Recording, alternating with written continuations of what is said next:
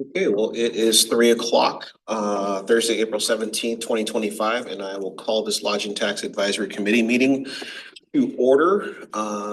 Present in council chambers, we have all of the LTAC committee with us, with the exception of Chad Carpenter at the moment.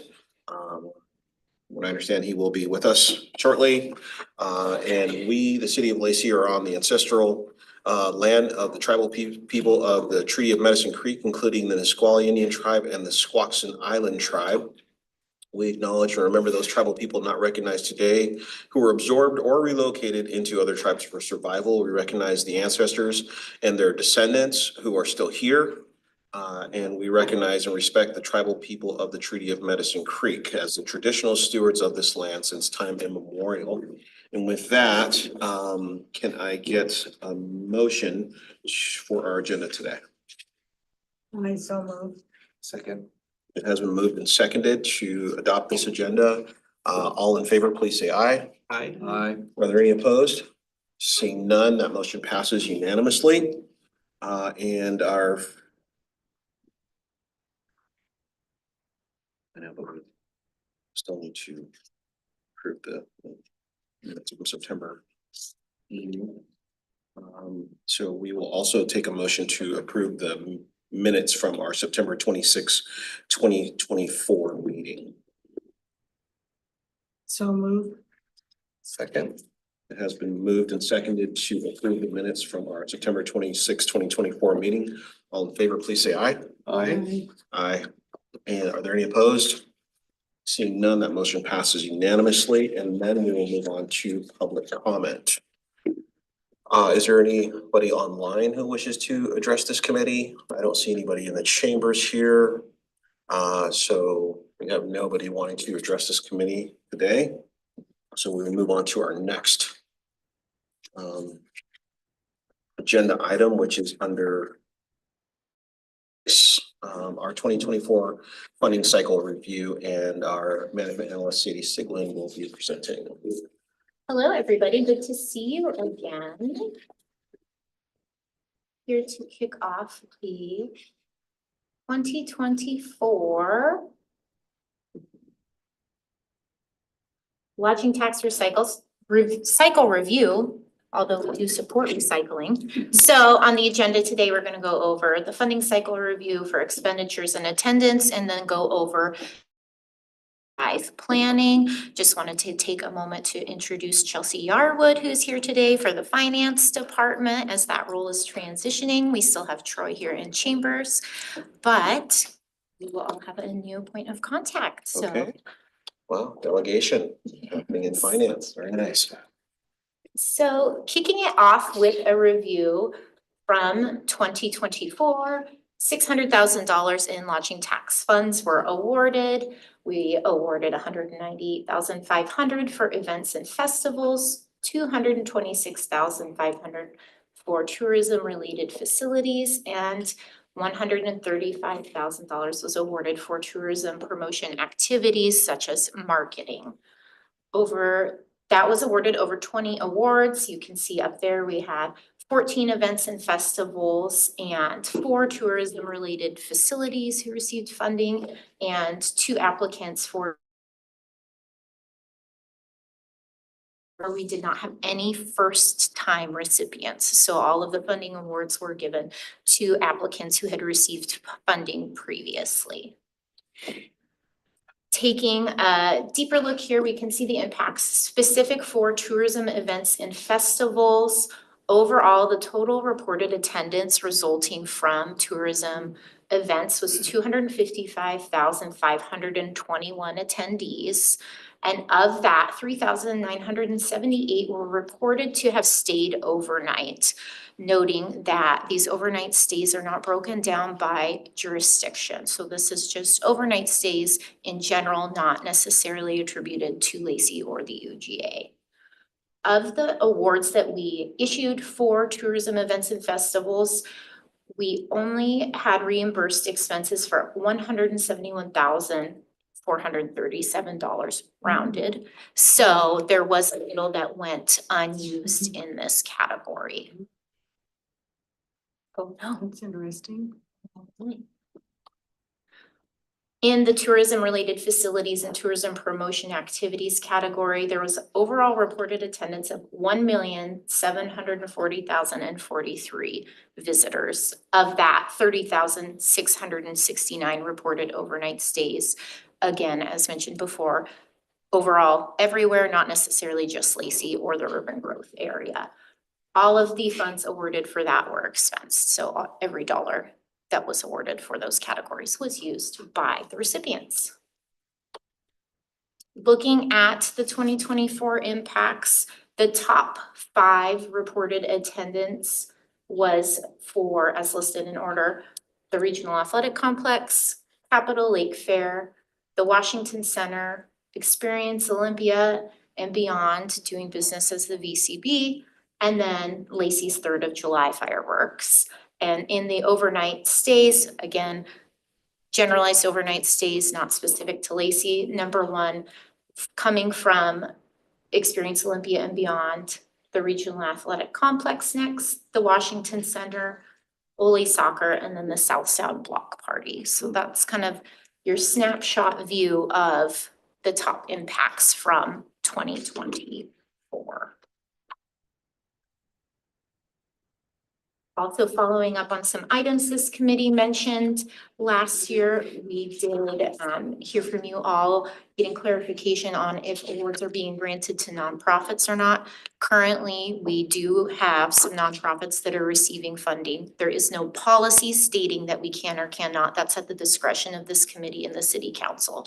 So at this time, we are funding nonprofit organizations. Also following up, we will have another lodging tax funding workshop again this year.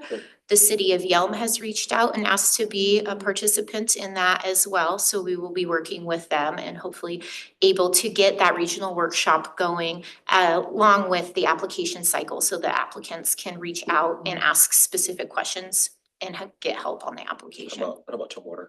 Yes. The goal is to still partner with Tumwater, Thurston County, and Olympia as well, with the addition of Yelm this year. And then this committee had asked about short-term rentals in Lacey. We have confirmed that we are collecting a small tax revenue from short-term rental facilitators. And so we're looking into potential impacts on how that could impact advisory board positions in the future. And then going on to 2025 planning, and I will turn it over to Chelsea to review the budget update, which you do all have a printed copy of with your. So with that, we're going on to the second. Oh, sorry, yes, sorry. So we are still on agenda item number 6, and 6B is 2025 LTAC planning. Again, Sadie Sigmund, our management analyst. Oh, and Troy Wood and Chelsea Yarwood. Hello, thank you. Or Chelsea. Nice to be here. I'm gonna be mostly talking about revenues because Sadie already talked about the expenditure side. So if we're gonna start in kind of the left 2 numeric columns, which is the 2024 activity. 2024 actual revenue came in favorably compared to the budgeted hotel motel tax amount and then also the interest income amount. The hotel motel tax was 44,000 higher than what we had budgeted as far as what we actually received.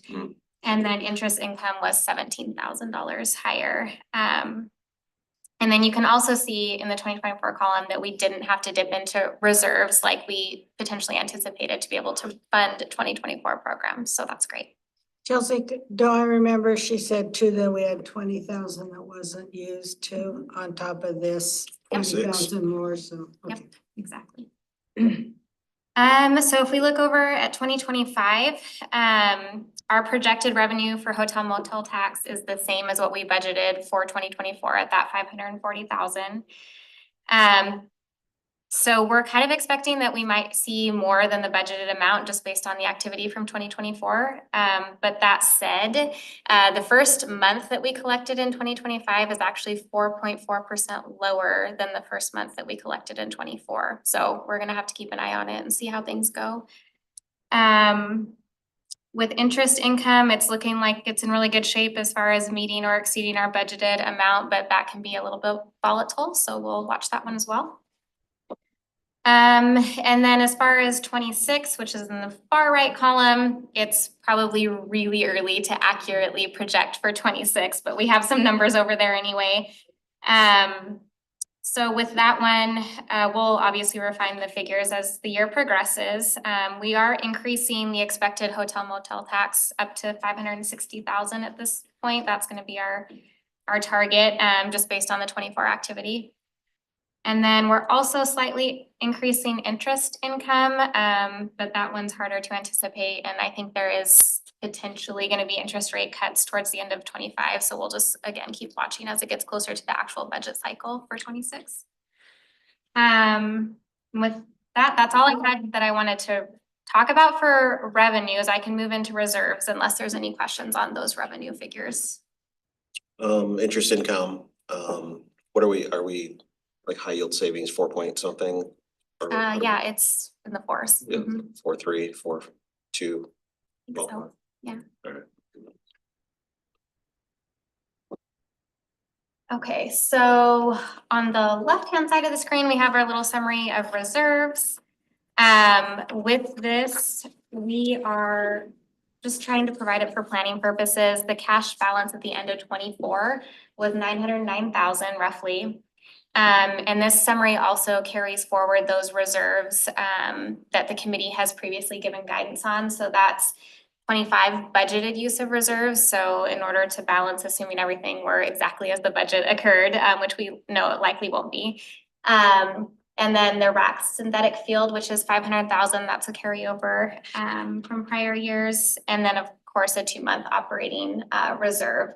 So at the end of all that, we're going into the budget cycle with about $267,000 of cash that could be used to supplement programs for the future. For this cycle. Yep. Where were we at last year at the same time? You can look it up really We quick. we expended more than that, I thought. We spent some of it, some of our reserves last year, yeah. The committee elected to spend some of the reserves and then not all of the awards were fully expended. So there Gotcha. is some counteraction there. Yeah. We didn't have to spend any actually in 24. So this is what we have to work with, 267,420? That's the amount of cash you have to work with, and then depending on where the revenue projections actually come in, that's just excess. Yep. So quick update, Deputy Mayor, based on our information from the last time we did this presentation in April 2024, the projected available cash balance was 1,800 and some change. Okay. 2,000. 218,000. Well, Scan 218,000. Appreciate all the finance help.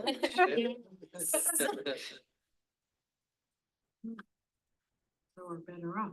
yeah. And we got a new hotel going in, Yeah. hopefully. Hawks Prairie. Next one would be our When is it meeting. expected to be completed? Well, Ruth, you asked the question that I didn't have the full answer to, but there are 3 new hotels on the pipeline in Northeast Lacey, 2 in the Hogan Bay area and 1 in the Britton Parkway area in various stages of permitting at this time. Oh. Do we have a room count for this? We don't. Okay. They are not that far along in the permitting and construction process at this time. Stop and talk to the developer. He's standing outside his trailer. No, quick conversation. But yes, 3 hopefully that will be helpful towards collecting lodging tax. Yeah. Isn't the Nisqually Tribe building something over that overpass too? Yes, there is the pending construction of the Quemuth Village, which the nature of the lodging tax revenue collection is still up in the air, depending on Gotcha. who is eligible to collect and at what percent. So there is that as a 4th consideration, but we don't have any detailed information about that yet or a project timeline for that. They're not done with their trusts. Yeah, Yeah. yeah, they have a rope around that, so not too worried about it. Okay, 3 properties. I'm sorry. Please. No, you're fine, I'm just talking to myself, I'm tired. Am I great? Usually don't drink these, but I was just gonna follow up on the comment about the room count. So, like Sadie mentioned, we have various kind of pipeline areas. So we do have one hotel that submitted first round of building permit for review. And so we provided, some comment and they're gonna be reviewing that again. But we are getting a community and economic development update here, I think, next week. Okay, And so yeah. we can get an update on, what they're looking at currently. Okay, But it's subject to change based on the process. that'll be helpful. Do we know what brand it's gonna be?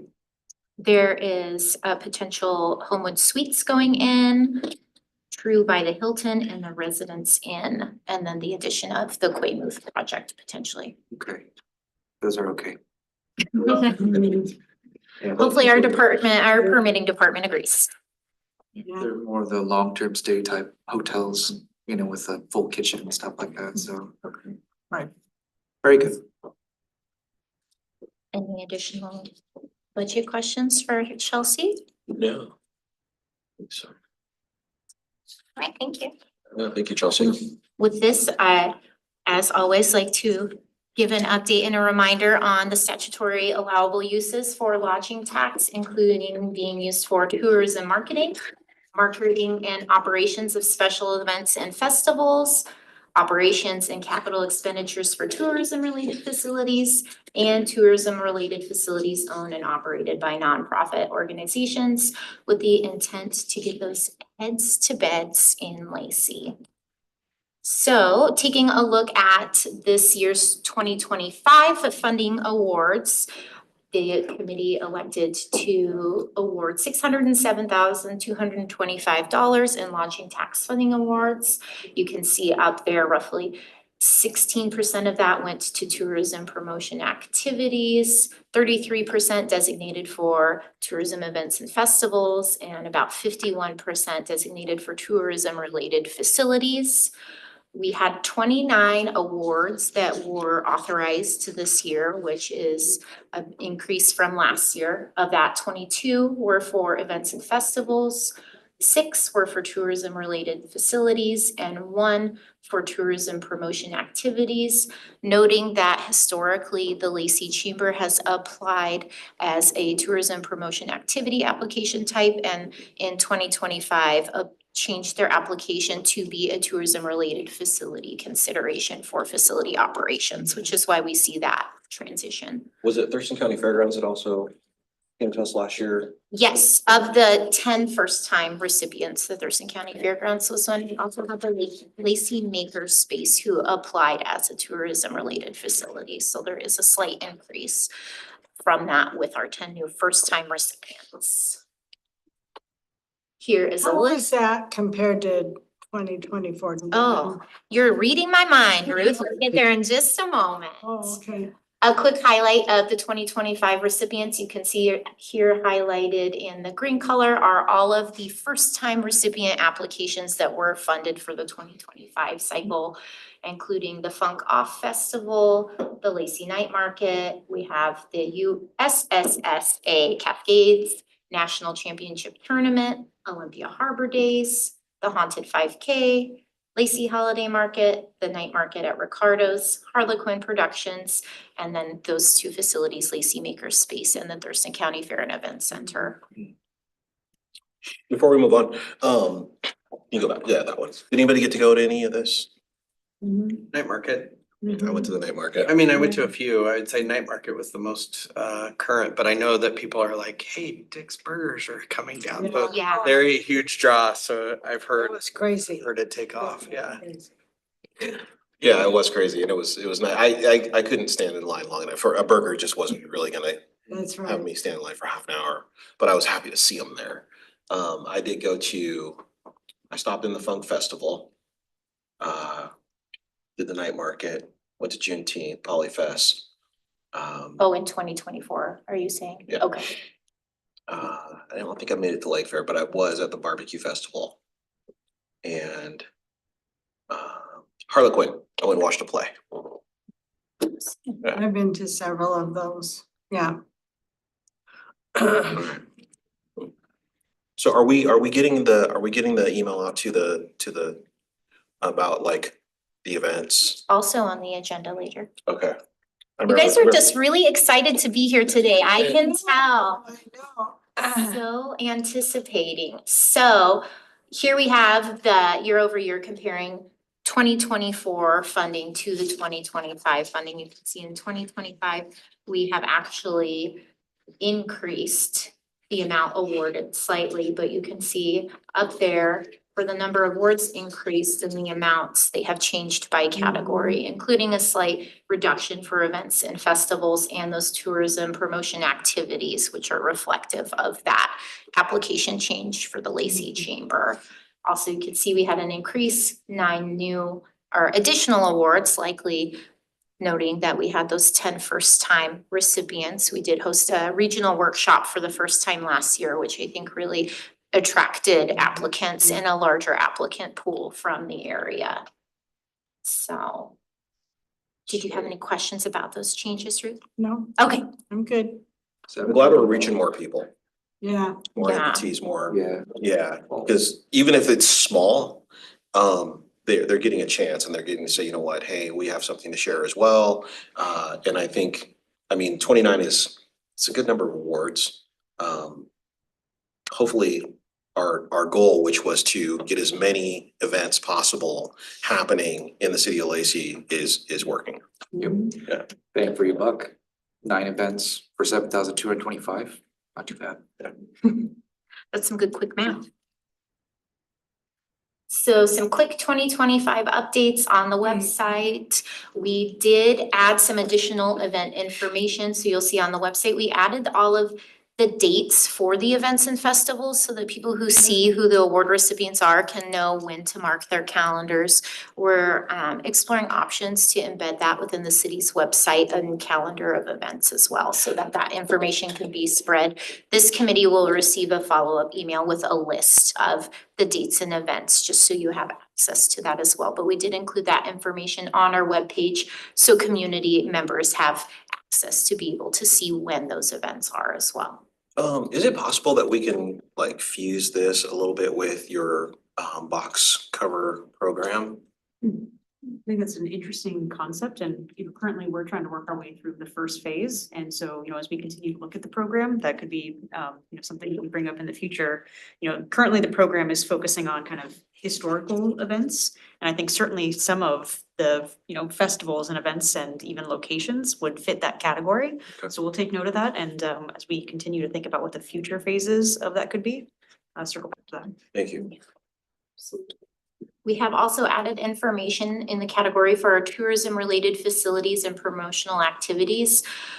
Their web links are now all on here, so community members can see that and go and check out what events are happening at the Lacey Museum and Cultural Center, how to access the Lacey Visitor Center, how to get to the Washington Center and what events they have. So that information is more accessible as well. That's on the city's website? Yes, this is on our Lodging Tax Advisory Committee webpage and will be able to be searched on the website. Nice, good job. Yeah, so Thank we'll you. have that for the community. We have also added on there the lodging tax reporting forms that all of our award recipients are required to file online, so they can easily access those forms to turn in. We did update the public comment information on our website, consistent with the city's changed policies for public comment and those guidelines.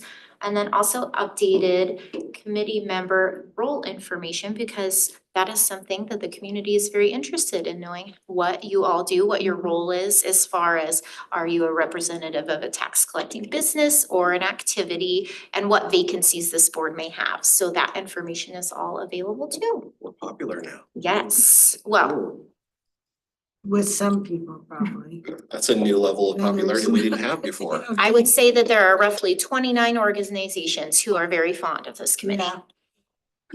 Famous. Or infamous, Infamous. One of the two. one of the others.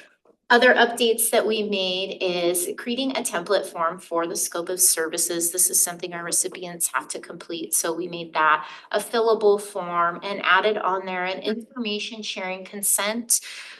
The VCB offers resources for marketing for LTAC recipients as part of their award for being an LTAC recipient. So we have built in the opportunity where events can give consent for us to share the contact information to take advantage of some of those free marketing services. Okay, so that's something I wanted to just real quick.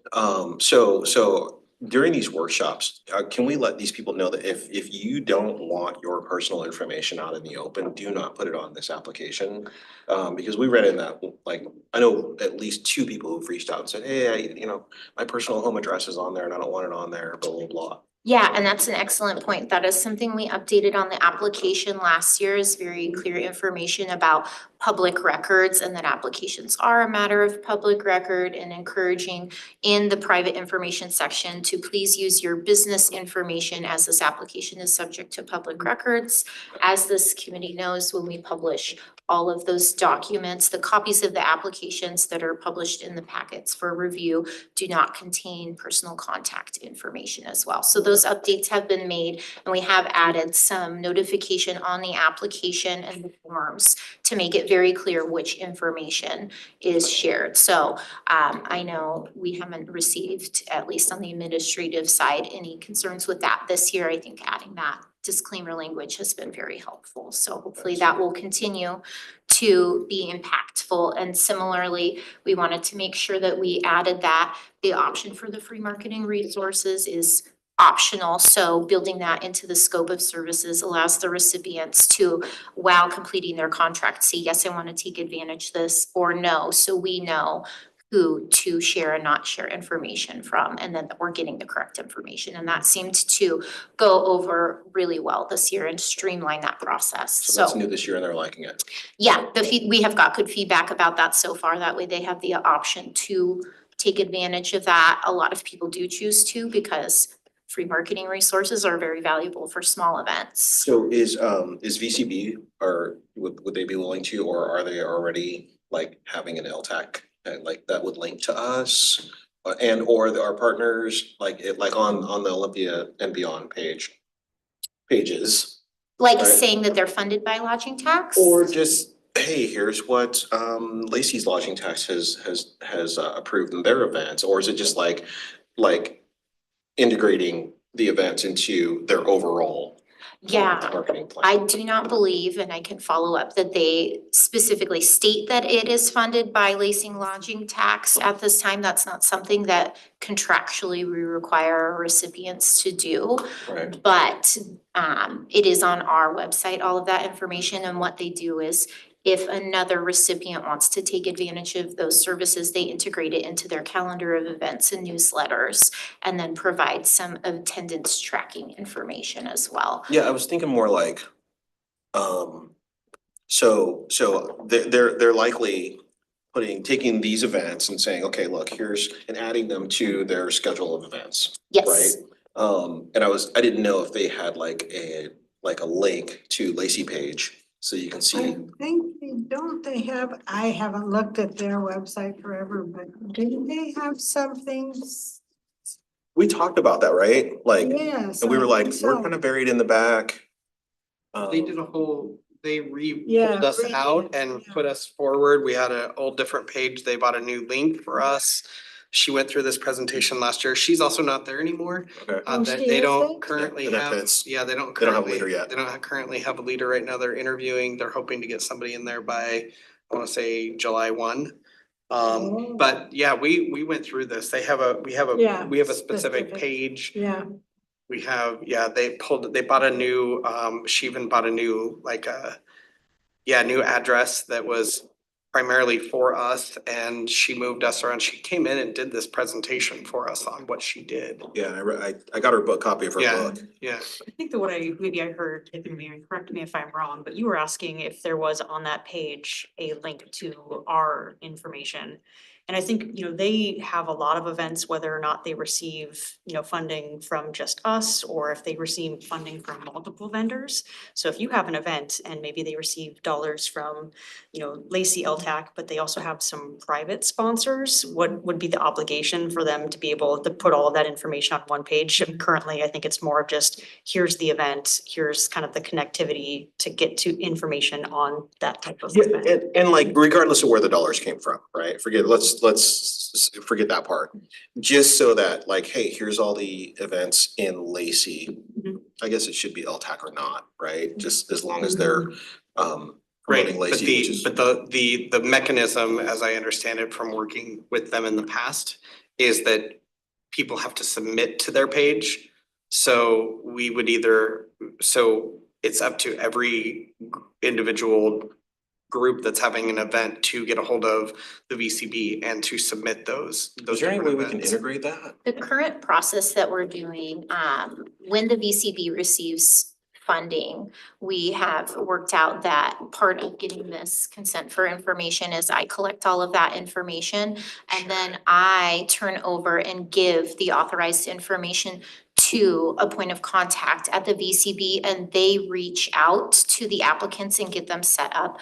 I will let you know, most of the applicants are already working with them in another capacity, one way or another. So they are in communication and the recipients have let me know that they do receive communication. And so the current process is that I provide authorized information to them on our recipients who would like to take advantage of that services. So, and then they are actively, consistently reaching out and getting them on those calendars. So that is kind of how that process works. And then they are integrated. As far as their website saying lodging tax specific, again, It that's doesn't have not. to say that. I just Yeah. wanted to make sure that like these people's events are getting over there. Yep.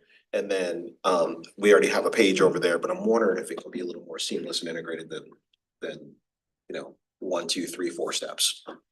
Yeah, I think that that's something that we could explore, just keeping in mind, that is not a current requirement of their current contract. Okay. So if there's something specific that we wanted to see as part of their scope of services, that would be something that would be a change implemented in future cycles if they were funded. Right. And I Okay, think, gotcha. what Sadie has worked to create has removed a couple of the steps. So when you accept your award, you have the opportunity right then to say, do you want to opt in to working with the VCB or you want to opt out?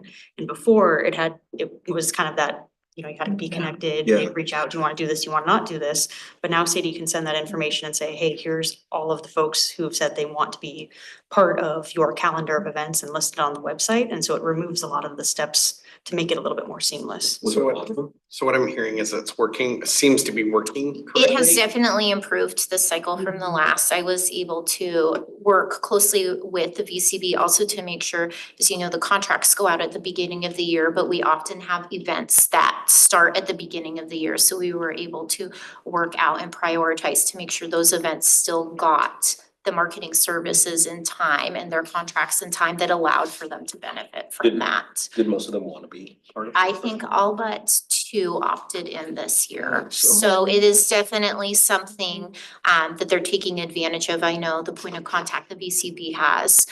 They have somebody who is designated to working with our LTAC recipients and contacting them. And I've received very good feedback about those communications. And I know improving our process and collaboration with them has helped a lot. So definitely, I think adding that has helped in providing the information about the resources up front, has made it more clear to recipients what services are available too. So I think the added services that they have offered and the way we have communicated that has substantially improved and made it easier. So part of the thinking is like, if we give these guys more exposure, then, maybe they won't need us, they'll be able to grow their audience, they'll be able to expand their base. And they might be one of the people who said, I did LTAC, it worked for me, and they're standing on their own and we get new people there. So I think this is gonna be a whole interesting year, just with the current administration of what's going on in the world. Yeah. I think that might be a pipe dream, to think that people are going to be self-sufficient based on what needs were available in the past versus what is available funding wise now. As working in this sector, seeing a lot of federal money being pulled. And so a lot of nonprofits and a lot of other groups that are using funding that they had in the past is now gone. Yeah. So I think that some of these things that we would hope to be like fly, run, Yeah. ain't gonna happen. So Right. to be realistic. But as long as we give them as much exposure as we Yeah, can I mean, and I possibly. think we're doing a great job, and I think, with the VCB, but I also think with the VCB having no leadership right now, or a leader that's in that executive director role, that might push us back further, we might just be able to be doing what we're doing now. Why don't you take the role? I have a great career right now and I do not want to change. Which is good because we have many other things to discuss that require your Awesome. expertise. So in addition to that scope of services, we did also add just some information for authorized points of contact for financial information and payment reimbursement, more administrative side of things, but just streamlining that process for the recipients so they can get those forms and filled in. Oftentimes, the person who does the billing and the finance is in a different department than the person who does the contracts. So what are our reimbursement options? Like, we're writing checks most, like some, and are we doing ACH or? Well, we have updated some of those in the Exhibit C, lodging tax reimbursement request. You guys are, I just love the passion. So the first thing up there is updated required and allowable documentation information. And this is something over the last few cycles we have got a lot of feedback from. Banking has changed, so there are more options than just checks. And the reality is that most people don't just use checks anymore, but we do fund some smaller organizations that only use checks. So one of the things that we have done is worked with the finance department and made sure that we had some options to receive reimbursement that met our financial reporting requirements. So at this time, recipients could submit copies of checks or banking information as long as both are reflective that this payment was made by the awarded organization only. So they do have the option to do copies of banking statements or checks now, which was not something we always have done, which does include ACH type payments as long as they're reflected in the banking statements. So for reimbursement, how do we send dollars back to them? For reimbursement, we cut checks currently. We do have a couple ACH options who are already set up as vendors with the city. There is a challenge in potentially offering ACH reimbursement for 29 new recipients. That's setting up 29 new vendors in our system. And that is a process that it has to be done not only from the city, but the recipient has to go online and set up to be a vendor. And so some of the limitations organizationally and banking access for some of these organizations, that's not. So like what my property manager does? Maybe. I mean, yeah, ACH payment, you can, is essentially a direct deposit, but that is not always accessible for all the organizations because of the way they bank or who has authorized banking clearance at their organization. So the common practice is that city to check. Got it. And then on top of that, we made that a fillable form and easier for our recipients. So they can auto fill it in, it auto totals, they send the required documentation in, and we reimburse it. Who uses Adobe InDesign? Design. Yeah, isn't that what you Very create? specific question. No, because that's what when I used to create invoices, I used InDesign, Gotcha. right? We do use InDesign for other things, but not necessarily for this, but it is an Adobe product, but yeah. Got it. And so, and they are all able to send that in by email now too. We have the lodging tax email inbox, so all of our recipients can send their reimbursement information via email and not have to print and send in Well, you guys are good. infinite copies, You guys are good. making it easier for everyone to increase tourism and hits to beds and Lacey. One email at a time. So we are gonna transition into some policy considerations. I will let this committee know we have a lot of options and information up here today. My recommendation would be to consider one at a time. And if this committee decides it needs more time to think on some of these or review, that we could have a follow-up meeting. But just fair warning, got lots of great information. Let's jump in. So looking at some policy considerations first, proposing award minimums to balance the administrative obligations. This is something we have received a lot of feedback from recipients about. It's a lot of paperwork and requirements for, in some instances, a low award amount. Okay. So taking into consideration things like the cost of insurance that recipients have to pay for to maintain, the amount of reports that they have to return to us and things like that. can be very cumbersome for lower award amounts. So the one award that was, I guess in this case, 6 awards that were less than $5,000. How much were they? we have variable, we have had $3,000 awards, $2,000 awards, $2,500 awards. And so as you can see up here, the recommendation is to consider a $5,000 award a minimum. And historically in the last 3 years, we have not had a very large number. So Deputy Mayor, you can see a couple of examples in the spreadsheet you have here on the proposed budget, which includes the 2024 budget and then the 2025. You can see some of the smaller amounts out there that meet the threshold of being under 5,000. And so this threshold predominantly impacts our events and festivals as So- they're the lowest awarded. So if we do a minimum of $5,000 award, does that push anybody out from, does that discourage anybody from applying? I don't think it would necessarily discourage anybody from applying. I don't know that we historically haven't had anybody only apply for less than $5,000. So I think, you know, again, there are some benefits to having a minimum. One, it makes it easier for the recipients to be able to spend money, to have the obligations, insurance being one. It's easier to pay for our required insurance if you have enough funding. And then also has the potential to make the selection process easier when this committee selects award amounts and balancing, knowing that there's kind of that balanced threshold. Other jurisdictions do implement this. The city of Kent has an award, a minimum for their awards as well. So Well, I know insurance itself is going through the roof, and that's what finally said funfair. I mean, we were paying $7,000, how many years ago that was? Because we had to get an umbrella policy for St. Martin's. So, So you keep saying our minimum insurance requirement. Can you tell us a little bit about that? I can get some more information. We do have insurance requirements from AW. WCIA, and so we have to meet some of their requirements, which means that our, contractors have to meet their requirements as well. And so it's standard in all of our contracts. And so if you pull up any of our LTAC recipients contracts, you'll be able to see the language and the criteria they need to meet. We could certainly send that out to the full group. So that being said, does it stand to reason that the $26,000 that did not get dispersed in this last cycle could possibly be because of that? No, I think those are very different reasons.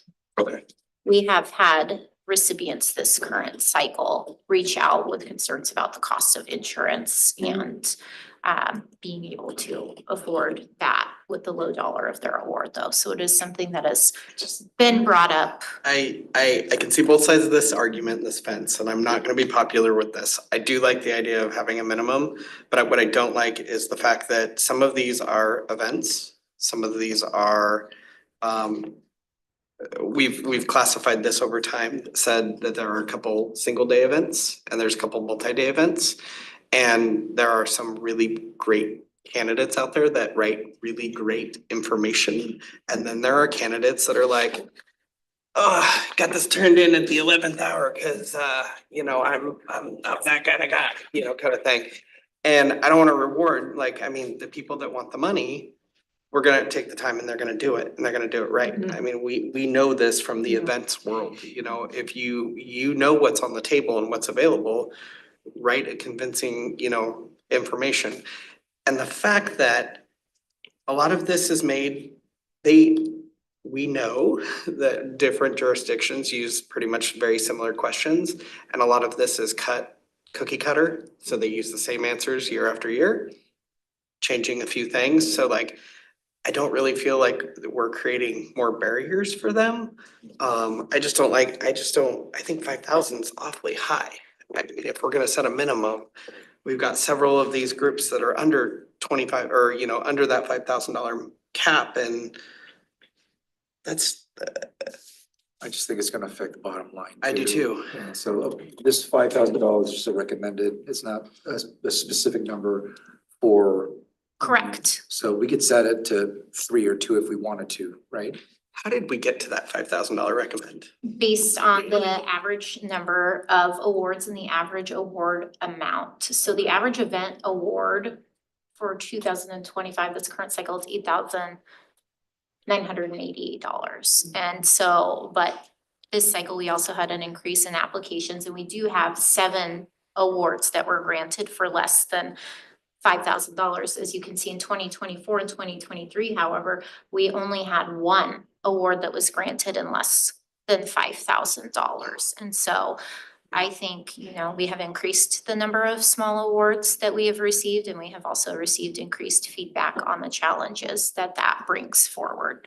I think one of them was Harlequin for 2,000 last year, and it was just to give them something to help them, you know, so we have to keep, if this is a recommendation and if we were the ones that said, yeah, let's try this, we need to then keep in mind that when the Harlequins of the world come through, that, you know, we're now looking at a $5,000 minimum, where Right. some folks around this very table did not want to give them more than $5,000. 2,000. Yeah. Yeah, so is the committee willing to dive deep and think about those opportunities? The thing that bothers me about it is are we saying like, look, either ask for $5,000 or more or don't come here? I think, again, the application and the funding ask and the award amount are different. So the amount that people ask for is typically substantially more than 5,000. Yeah. I do not believe, based on the applications that we have received in the last 3 years, that it will change the applicant pool. I think that here the primary change would be the actual award amount. Typically, the award asks are substantially higher than the award amount.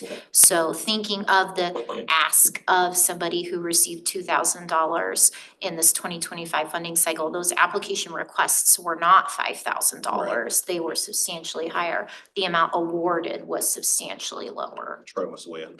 That was gonna be my exact point. You did not have a single applicant last year that requested less than 5,000. Right. So in this case, we're talking about the award portion now, right? We Yeah, will not award less than $5,000. right. So I just wanna make very clear, cause I know and Harlequin was my, you know, I was glad that they were here, and that's the one I remember is the $2,000, you know, And they weren't the only one.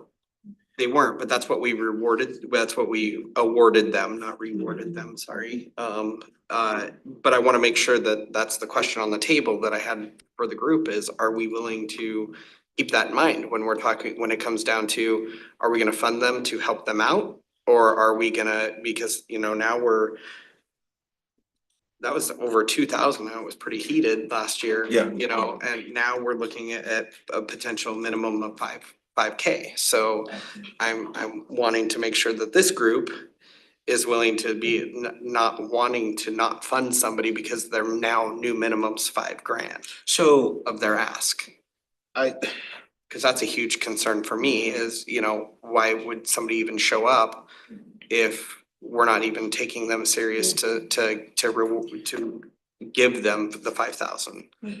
So, I know there was more than just, at least I thought there was more than one award less than $5,000. So 7. So Seven. there were were seven. 7, There were seven. but in 2024, there was 1 award Because granted. we were like, okay, we can't give you your full amount, but we see the value in what you're doing.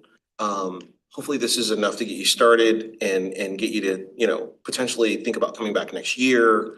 So if we wiped out all 7 of those, we wipe out 7 of the 9 new awards that we gave out, right? And again, I think it's not a recommendation of, hey, not wiping out everybody, right? Yeah. It's about setting kind of that floor, right, of having a minimum that you would award everybody. So Yeah. this group would have to make some decisions in the future about who they would recommend that the council, you know, moves forward with allocations. And I'd be more comfortable with like $2,500 to for start, right? Like, But that 2,500 is what Sadie's saying, it Causes doesn't a bit of value their issue. time, it doesn't value the insurance, it doesn't value the amount, so there has been some negative feedback about low value awards. and the work that they have to do to. Can't imagine that it takes that much time. I mean, I used to fill those dang things out all the time and it was just a matter of just part of it in my day, I guess, and I can't. I think for some organizations that they are very limited on resources and Mhm. have shared that filling out that additional paperwork is very cumbersome. And for this committee's reference, the lowest award application amount requested last year was $5,000. And the year for events and festivals, and in 2024, there was only one request, which was 5,000. Everything else was upwards of 10,000. So the request, to clarify again. Right. Right, but we're talking about the awarded Mhm. amount, and we awarded multiple people less than 5,000 who are they saying that there wasn't enough value there for? Right. That is the feedback that we have With Chad here, received. though, like, it's copy and paste. I mean, it's not like we're asking them to do like something new every year. I mean, it's literally the same questions with a little twist. So. And I'm not saying that everything is copy and paste, a large majority of, from what I've heard from the LTAC people that do this year after year after year after year, they do copy and paste their answers and then they'll update and say, well, we did actually have more attendance this year or whatnot. So they edit, but it's not we're not asking them to start from scratch every year. Exactly. They typically don't start from scratch every year. Right. Well, we have some time with this, right? Like, Yeah. Yeah, we don't have to make a decision on this today, but this is definitely something that I mean, fill out a form, get $3,000 in it. Pretty good cost to benefit ratio. and remembering the So, other affiliated costs. So one of the primary concerns and the feedback we have received is again, the insurance requirements. And the costs of things like that, and the cost of running events going up has been a Oh, big yeah, concern. totally, yeah. And the funds are granted and only given on a reimbursement. So this is not funding that we are able to cut a check upfront for our recipients. They only get it after the event occurs, which creates a barrier, so. So are you asking so that we can make policy for this cycle or the next cycle? Considerations would be effective for 2026 funding cycle. However, no decision has to be made today. If this committee would like to take some time, consider this, we could schedule and consider another meeting and time to review. Let's do that, because I'd like to think about The that. other option could be too, that we, think about this while you all are going through the process of making your recommendations. And, that could be part of discussion of, do we need to bring this back for discussion, but being, cognizant and having a focus on it when we're deliberating, when you all are deliberating I on like it. that. Absolutely. Yeah, mhm. so. Since we have several things to talk about today and we're really good at talking and talking, which is great, can I recommend that we set a 5-minute timer for the next series, each one of these You can. recommendations?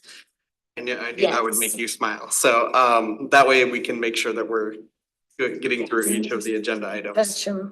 Yeah, the intention, yeah. Mhm. Thank you, So Sadie. we will revisit this topic. Moving on, there is a proposal for location limitations for funding. So restricting funding for events and festivals and tourism, related facilities and activities taking place outside Lacey or the UGA, with the intent to ensure funding use is consistent with the intended use to bring heads to beds in Lacey and the UGA and maximize the local impact. So the proposal would be a maximum award of $5,000 for events and festivals occurring outside Lacey and the UGA, and a consideration of a maximum of $15,000 for tourism related facilities or that are located outside of the UGA. I really like this one. I would like to see it increase because it's a maximum. So, and I think five is what our minimum recommendation was on the last slide, and it would be our maximum on this slide. So I would like to have a little bit more wiggle room if possible. So I would say maximum 10,000 and then maximum 20,000, because again, it's a maximum. So we could play within that threshold of numbers. That would be my choice. But I do like the fact that keep it here. I mean, that's what we want to do. How much did we give Southside Block Party last year? Was it 7,500. Yeah, 75. And that's I think I got the number right this time, right? Yeah. 75. You did. Yeah. We wanted to see, like, if there was a real benefit to Lacey.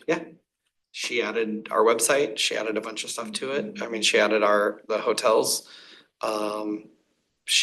We were on their home screen. I'm not here to advocate for her. Right, But yeah, these are facts. she came through, Kristen came through with what you had asked, what we had asked her to do, so. Okay. And that was for the 7,500. So, yeah, and it does promote tourism. We know, I mean, yeah, but I'd like to see us bump that up just a little bit.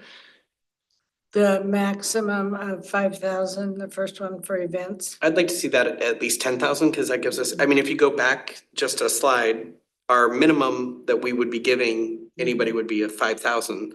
But on this slide, our maximum would also be 5,000. So technically, we're capped and we can't do anything. It's just it's a give me. So I would rather have a little bit of more wiggle room for events. Also keeping in mind, if this committee decides not to keep $5,000 for the minimum, there would then be a gap. So Correct. if the minimum were 2,000 and this remained at 5,000, there would be 3,000. 3,000 in wiggle Yeah. room. So I think adjusting the Kind of go maximum hand for in this is also would vary depending on the committee's direction for overall minimum awards. What was the maximum that we gave last year for an event outside of Lacey or the UGA? If any? The South Sound Block Party was 7,500.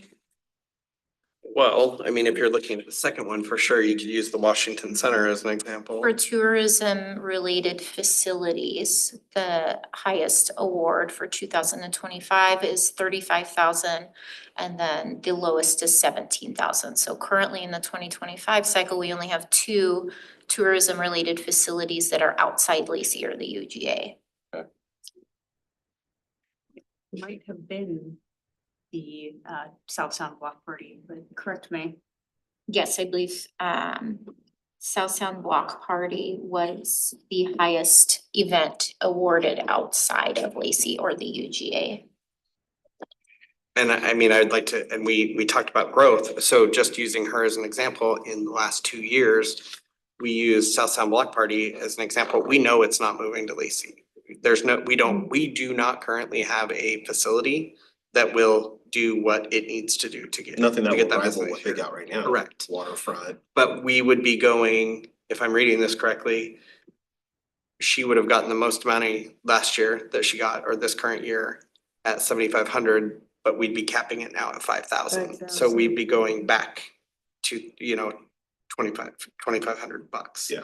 So, and we talked about getting her up there, get it, so that's why I'd like to see that number increase. I Because mean, the it doesn't previous year mean we we have to said- use it, but we're now getting into this dangerous territory of, that's our ceiling, we've set this policy, a guideline, or policy, however you wanna look at it.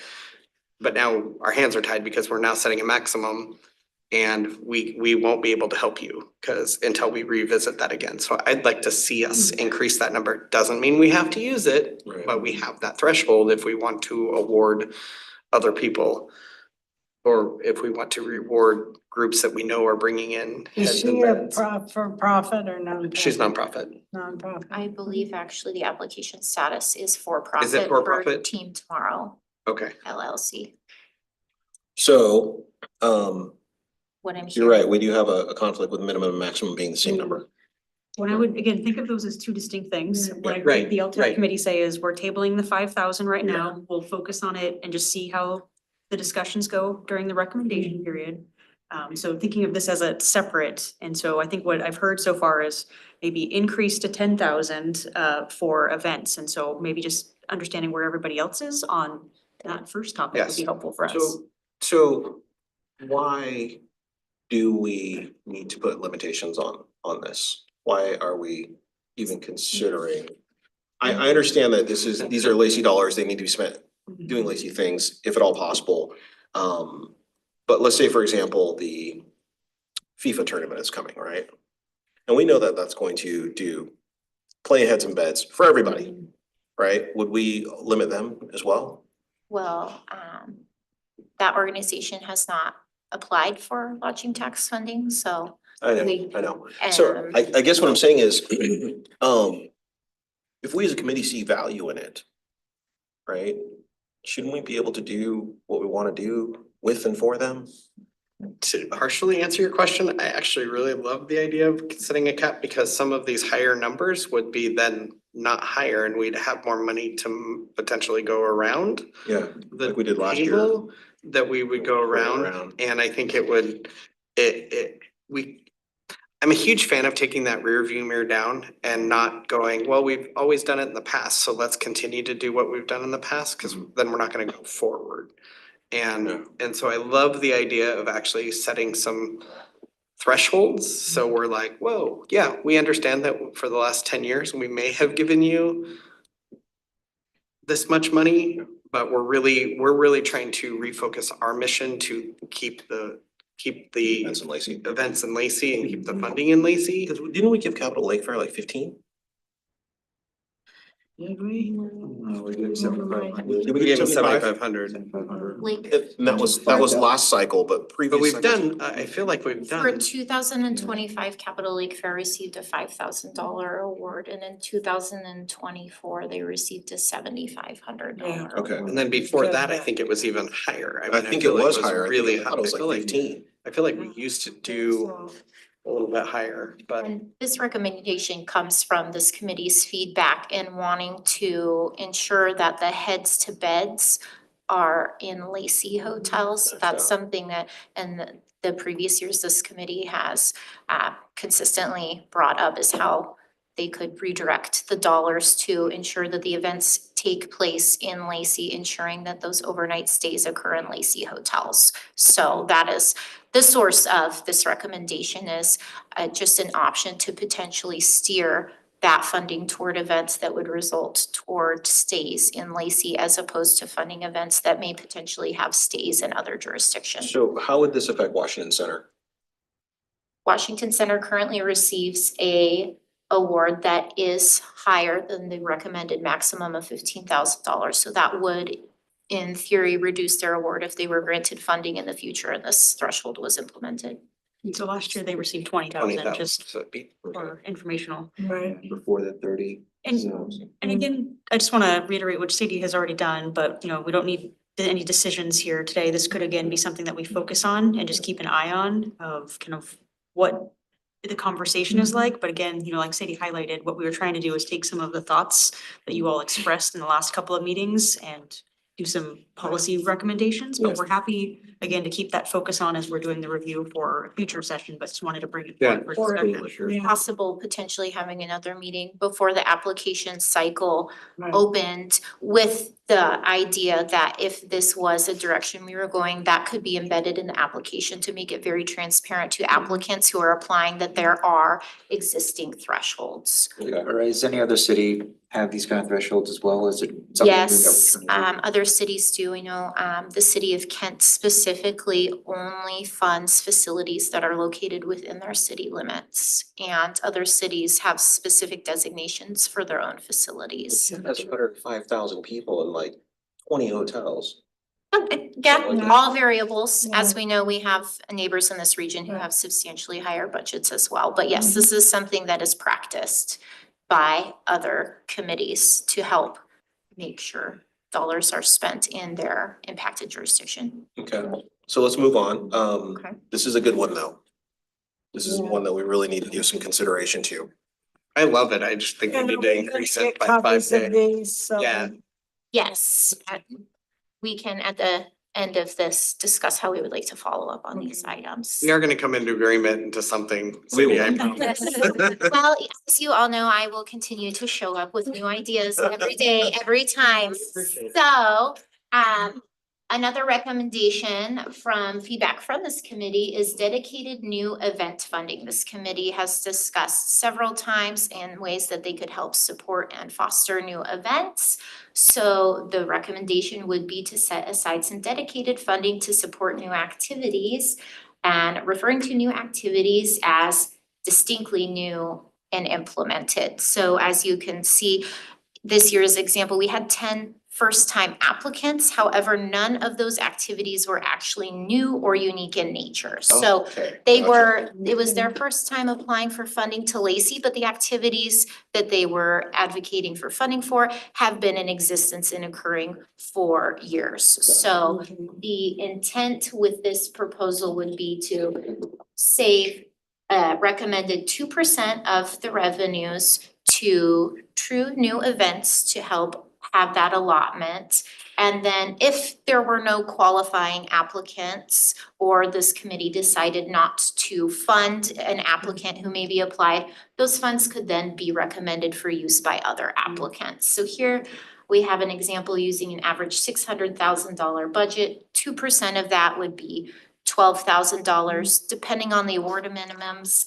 For here, I used $5,000. That would still allot funding for 2 awards. If that minimum were reduced to $3,000, that would be potential funding for 4 new applicants if considered. So If you guys remember when Scott Spence was here, he and I had this discussion, and I think I brought it to you guys.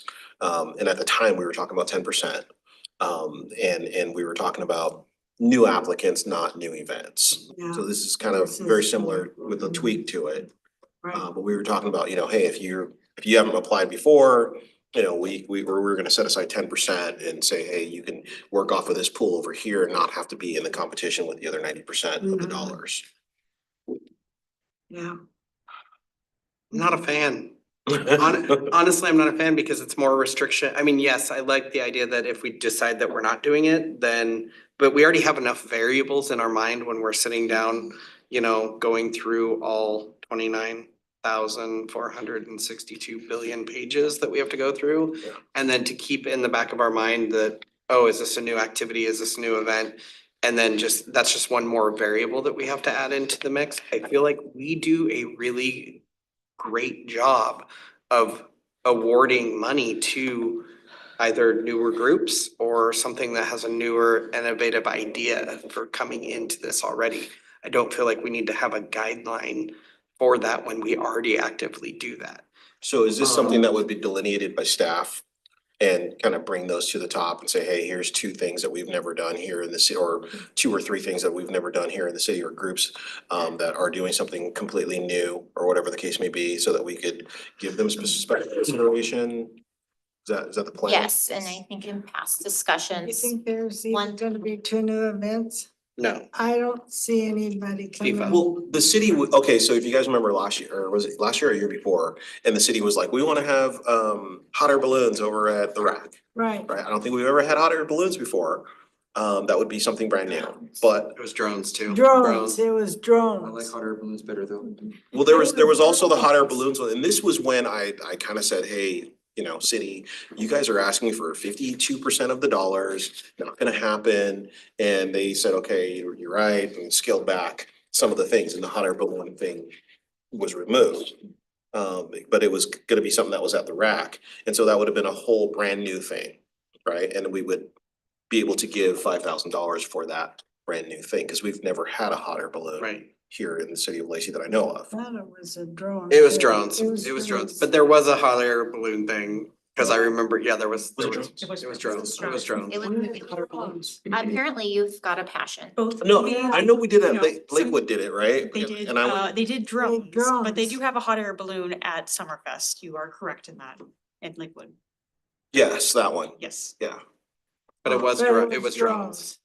But for us, it was drones Yeah. Correct. at the rack. Right. Correct. How did that cross pollinate? It's okay. Huh. We're still with you. Okay. But I feel like Now I'm gonna ask I feel like Jen. we're really compassionate about that we will say, yeah, let's go for it. Like, I don't feel like we need to set a special policy or a special thought when that we already actively do Well, that. let's do this.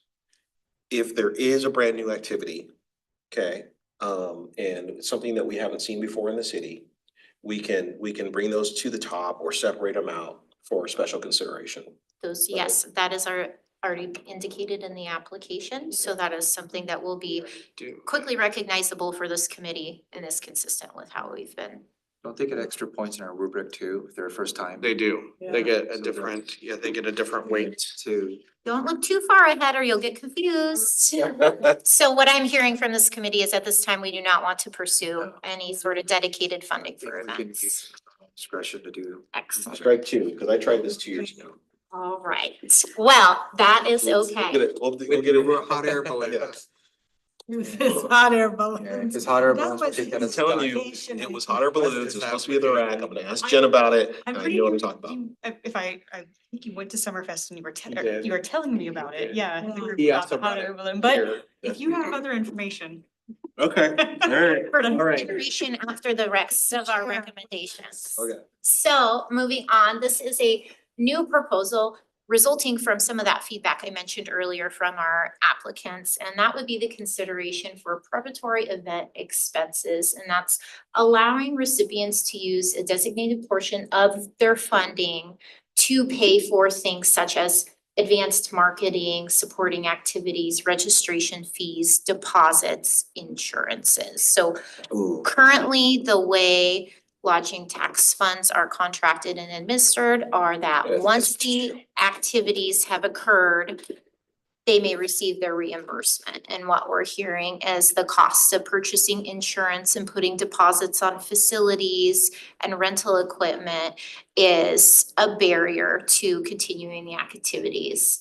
So this would potentially help alleviate some of that from the recipients. Also recognizing that allowing funding for marketing has the potential to maximize the event visibility by helping support the cost affiliated with their event marketing. So the recommendation would be to allow recipients to use up to 20% of their funding award prior to the event to help fund some of those preparatory expenses. is this from applicant request or? Yes, is it? so yeah, as I mentioned earlier, we've got some feedback, insurance is a requirement and then lots of activities have to put deposits down for facilities and equipment.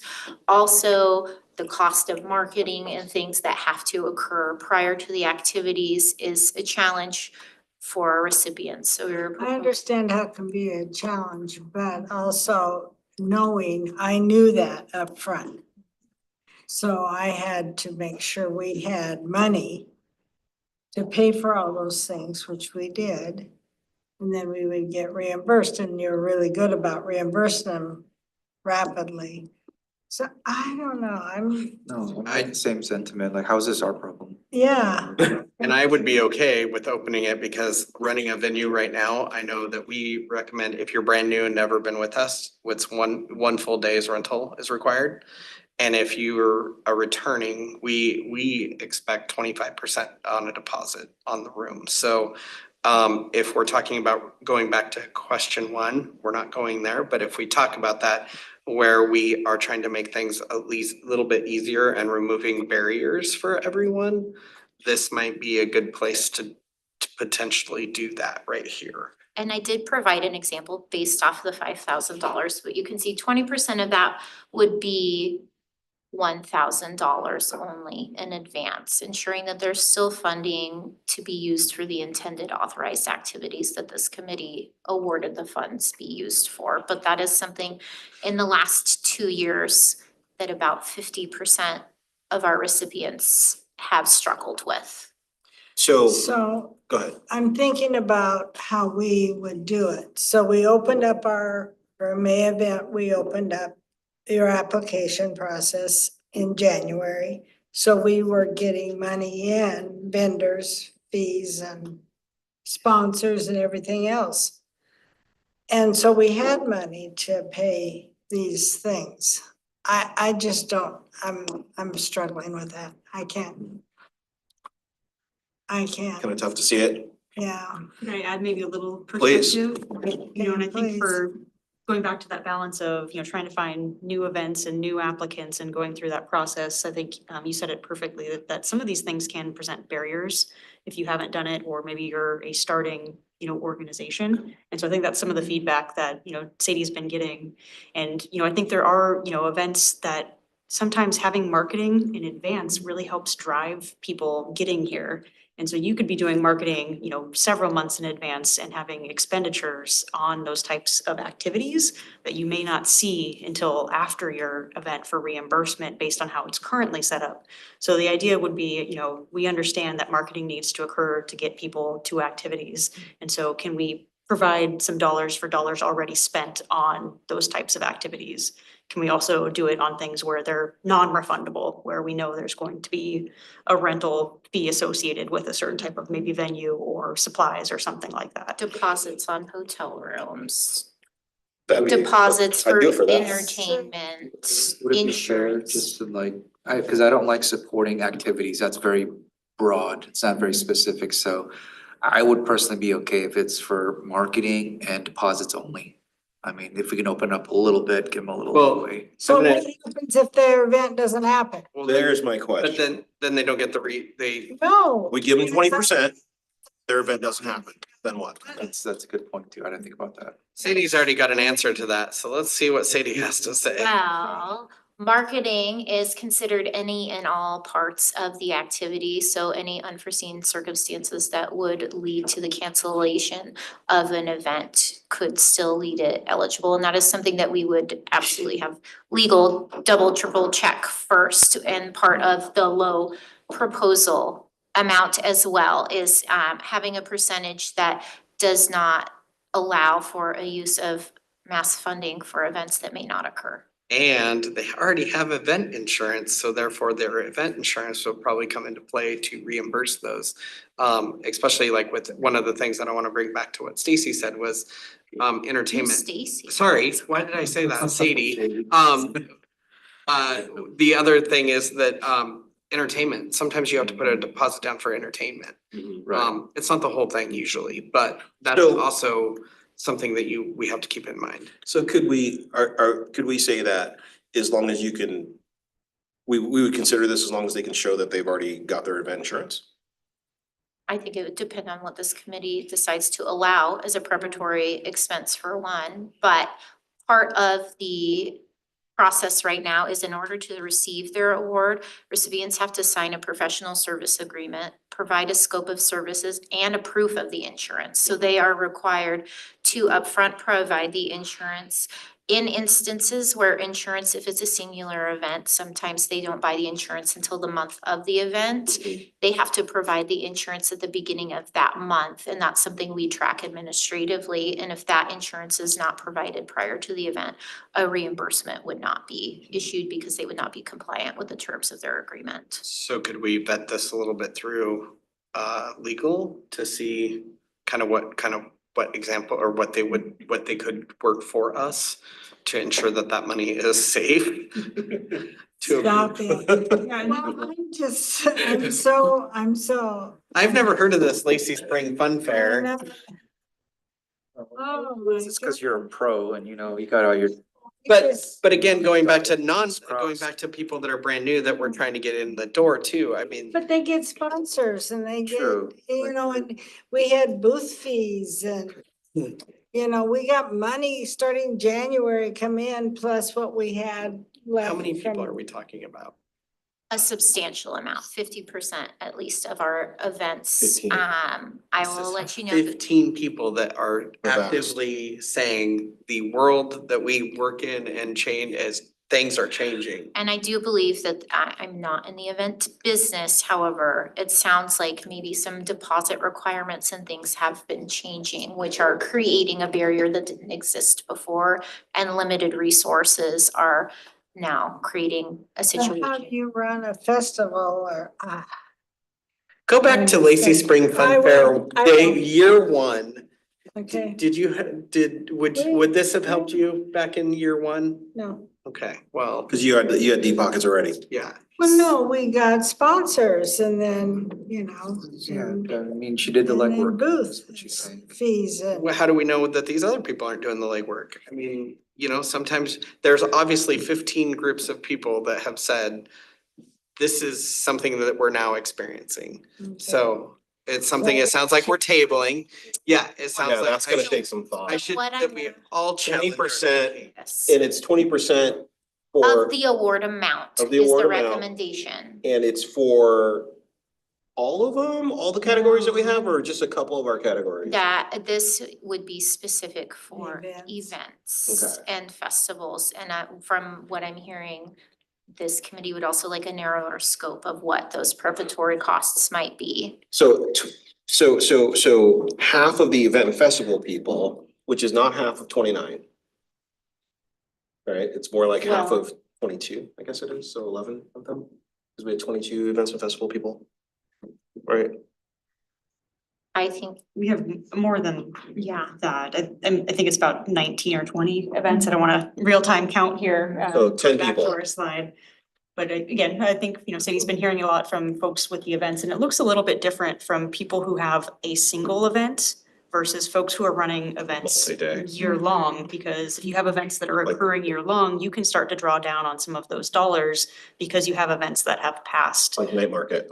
Right, that could be a great example. I think Ollie Soccer is another good example. But then you have some events that only occur once a year or maybe 1 or 2 days, and they don't happen until the summer. So folks have to put deposits on now, maybe earlier in February. And so they're, having to wait all the way until August or September for their summer event to occur to be reimbursed by the city. And that's where some of the questions of, is there possibilities for funding that we have to put down that's non-refundable, or marketing that we have to do months in advance. But it sounds like, I think Sadie was summarizing this of, we need to do a little bit more diligence on how we could set this up with our legal team. Mhm. Let you all maybe think about this a little bit more and Yeah. circle back to it. Is I'm that? already. It's already. I just encourage us to keep, No, I just encourage us to keep an open mind. I mean, things are different. I, like you, have done events forever and, we're always challenged to think creatively because what I did 10 years ago is completely different than today. Granted, I'm doing a lot of events that are, year after year, the same events, but I'm working with a lot of people in my current role up in outside of this community. And there's a lot of struggles going on to just keep that escapism and the dream working. So I would challenge us as people that are helping fund these groups to keep an open mind. And yes, because we wouldn't do something that way doesn't mean that they have those same skills and resources that we do. So I'm just asking us to keep a different lens, So, a different I'll try and perspective. work on it. But I do remember right before Fun Fair start, I took my insurance policy into St. Martin's and they said, no, you have to have an umbrella policy. Cost me $3,000 more. Thank goodness I had the money to pay it, Mhm. but I was right before it. I mean, these are things that happen and I don't know. I get it. I'm just asking us to I, keep an open mind. I'm leaning towards like a yes on this, but I need to know our recourse if that doesn't happen. Yeah. excellent. Yeah. Yeah. I will follow up on that and come up with some potential funding. Yeah, I'm like partway there. Like I said, it's kind of a slippery slope, Yeah, I just wanted to be very specific of what, they're allowed to put funding towards versus, like I said, supporting activities, which could be like dinner. Supporting But activities. as long as we're getting our money back, I mean, is that, why do you, I why, got you. why would? No, I see why where do you're you coming care? from too. Why do you care exactly, if they but- use it, as long as we're getting our money back? That would be something that I would ask of Right. you. But I would still like And some there's kind of like, free marketing stuff. It's like- eligible expenses, cool, what's our recourse if the event doesn't happen?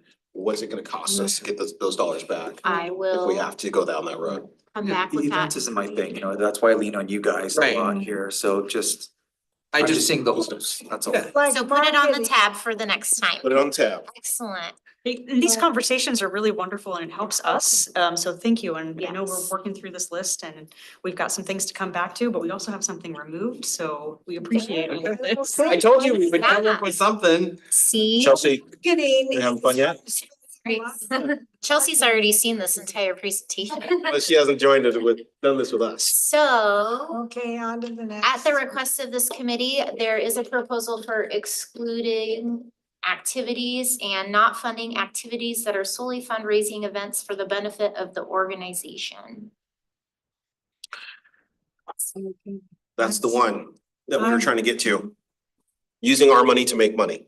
Yeah, Oh, yeah, I don't like that. solely for I've been saying that since I've been on this committee. And there's one event that always comes to mind when I think of this. And I love the organization, but they're using money to raise money. Right. ALA, Nope. American Lung Association. And you love that event too. Yeah, I believe they're a but nonprofit all that they're, organization. American Cancer Society. yeah, their whole vibe is to use our money to make more money. Mhm. That's, And so okay, so this is my frame of reference because I'm old and have done this for a long time is, stop it. So, I was fun fairing it and I got $5,000 for this charity event. But another organization that was using it for a fundraiser was getting $25,000 for a one-day event. And I'm thinking, what's wrong with this picture? I'm just trying to keep this festival afloat. And yet this other organization is getting, huh? I was like, that's different though. That's not No, it funding is. an event that solely operates as a fundraiser. It was. Okay, The event that got $25,000 was using it as a fundraiser. I say we don't do it. We all don't like it. Mm. I like money. But Reach the Beach, that did produce heads and beds though, didn't it? I know, and that's the Two. rub, man. Right, Yeah. so I'm okay as long as it's like, benefiting the hotels, that are producing the lodging tax dollars. I mean, I met people that morning, and my first question was, oh, where are you from? Where'd you guys stay at? What hotel did Oh. you stay in? Right? And there was people, oh, we just stayed at this hotel right down the street, da, da, da. I didn't tell who I was or anything like that. We're just cyclists having conversation on an early Saturday morning. Yeah, I this is a think- tough one. An alternative, maybe that would work best for this committee would be to ask in the application if the event is a fundraiser, and if yes, please describe what you're fundraising for so that you would have more information to help make your decision. If that's a fundraiser that this committee wants to fund, would that be helpful information on the application? See, and Please disclose I the think if it's a benefactor. fundraiser, I would like to see them, but we can't do this. Give the money back to our community, right? Support things in our community, but we can't do that. I'm sure that'd be a whole nightmare. Can you say they have to include what you just said? Yes, so Maybe- inquiring on the application, if your event is a fundraising event, and if so, what is the goal of the fundraising or Who are the benefactors? the Who's benefactor? impacted? Who's Because they're- impacted? Yeah, I think They're that's talking a about- great. So then that would yeah. provide you the clarification as a committee to decide with some more information, and wouldn't necessarily Would be- require a supplemental presentation to find So out. would we have checkboxes like hoteliers or, motherland organization or, what, like, would it be a checkbox thing or I would they think that just it like would open be- pre-sale? For the sake of keeping the application condensed, we could add some guidance in the description of the event and activities that please include if you're a fundraiser or somewhere in the budget information. I think there's a way that this information could be extracted with existing stuff on the application, so we don't have to increase the length of the pages that Okay. you all have the Cause opportunity I to. just wanna make sure that Andrew's point, to his point, that like he was okay with it as long as it puts head in beds. The Which is again ROI. what the use of the funds are for, Right, is for the right. actual Yeah. heads and beds. I think we're trying to find a mechanism To to defer from you all extract. of it just being for fundraising, but to have it clearly indicated, but then also having questions, which Sadie will go over on what's the purpose for heads, Sure, beds. we and can add what are something you like doing? that, but I think between all of us, we can decide whether or not it's beneficial for the hotels and the businesses and the restaurants and, Lacey in general, so. I mean, yeah, I think we can discern it. Excellent. Moving on is a proposal for consideration of use of funds for administrative expenses toward lodging taxes. So administrative expenses are authorized by statute for use of lodging tax revenues. And this would include helping support the year-round resources that go into operating lodging tax. These expenses include finance expenses for operating, expenses and time for the city manager's office and the city attorney's office, drafting contracts, signing contracts, reviewing contract language in insurance, processing the paperwork, paying the things, the systems and requirements we have. So the recommendation is to designate 5% of the revenues for administrative expenses. This is something that many other jurisdictions implement. I know Olympia uses lodging tax revenues for administrative expenses. Kirkland uses 50% of their fund directly for administrative expenses Not because surprised. the year-round cost of operating lodging tax. Hmm. So in a $600,000 cycle year, that would look. I don't like it, but I understand it. Yeah, Yeah, but our FTEs do a lot of work on this. We have 5 Yeah. employees here right now, right? We have a clerk, finance, you know, assistant city managers here. There's a cost, right? I don't know if 5% or $30,000 that seems, so if we take $607,000 minus 30, right? And that means that obviously some people aren't gonna get funded, right? Because we gave out $607,000 last year. And now we're saying, hey, let's cut that by 30 grand, right? So on one hand, we're trying to fund more, right? But on the other hand, we're saying we need to small up the pot so we can cover staff expenses. Is this not in general revenue already captured, or does this? No, we're a We- fiduciary for this. Yeah, lodging tax revenues are restricted specific for expenses related to lodging tax advisory committee, which does include administration. So that's a different pool of money that you are using to Mhm. grant For funds. context, So I think to answer the question, right now, it's being covered, the administrative costs are being covered by the general fund. Thank you, But Shannon. what we're seeing is again, a increase in administrative needs. And it's not just, again, folks who are sitting in this Right. room, right? but we've gone, because, you know, you all have been very successful in getting the word out about LTAC with Sadie, doing, you know. Don't get her name wrong, please. Don't give me numbers today. I'm don't just give me not names. I'm not a Stacy, sorry. I don't even know where that came Doing things like the I remember regional, because that's my sister's name. doing things like the regional workshop, right? So we've gone, Yeah. just as an example, in 1 year from funding, 20 events to funding, 29 events. And that's great and a huge success for getting more dollars out into the community, but it also has an impact on the workload that is done by Sadie and my finance department, like she mentioned, and all of the meetings with the clerking and staff and all of that. So we are seeing an increase in resources having to go to implementation of LTAC. So for context, when we have interjurisdictional dollars that the county administers, we have to give them 20%, right? And so 5% does not seem like that much. right. But if I were to take that 5%, that $30,000, and I reduce our awards, then something's gotta give. Right. Mhm. I think it's important to fund it. I mean, yes, there is a lot of people doing the work behind the scenes for this committee, and for the community. I do think it is something that we need to do. We also have reserves. So I mean, even though it's not planned, we can use our reserves to cover, so it's less than a hit.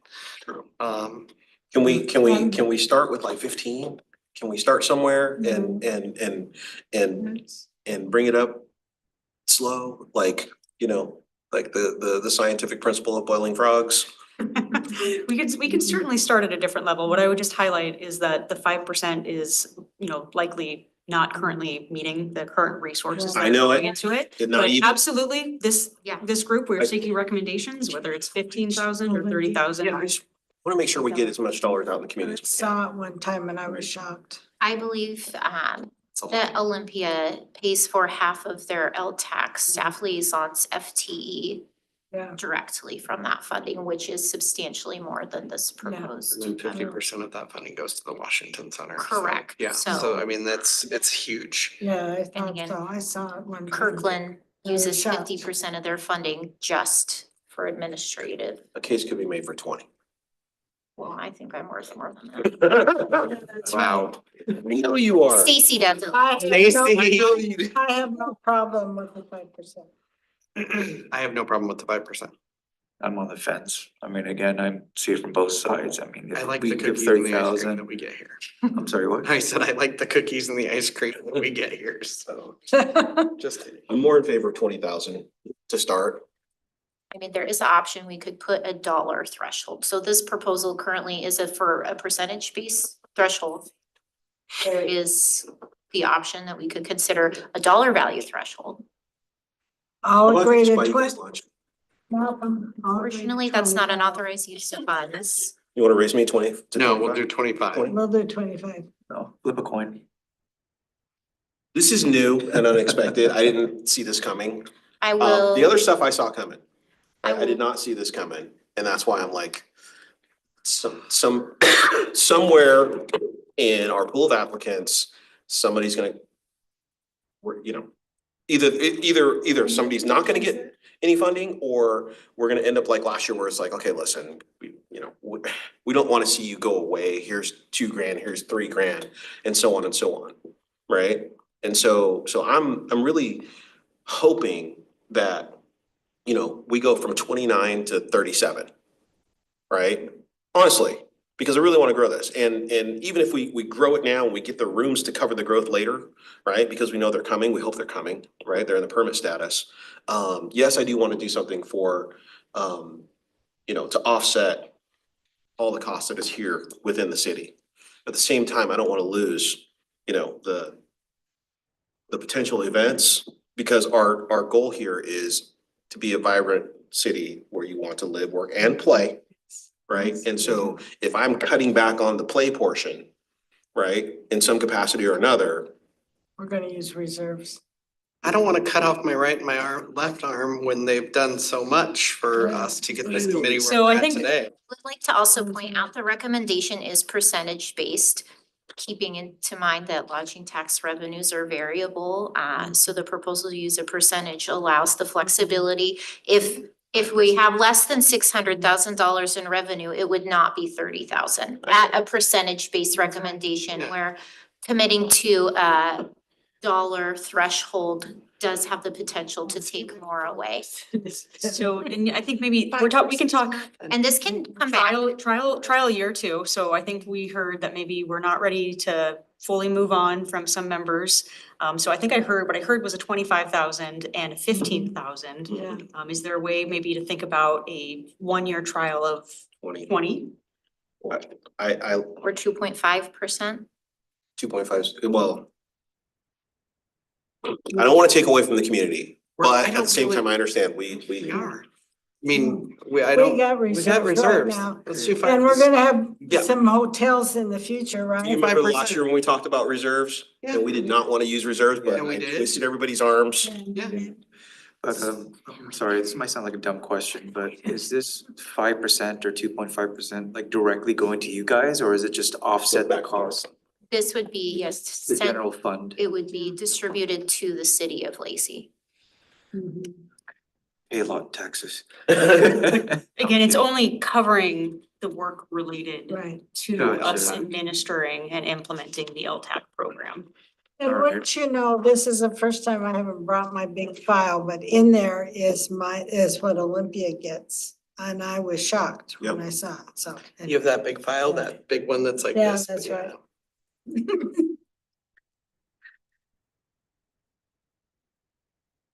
I'm in favor of 5%. I think it's very important.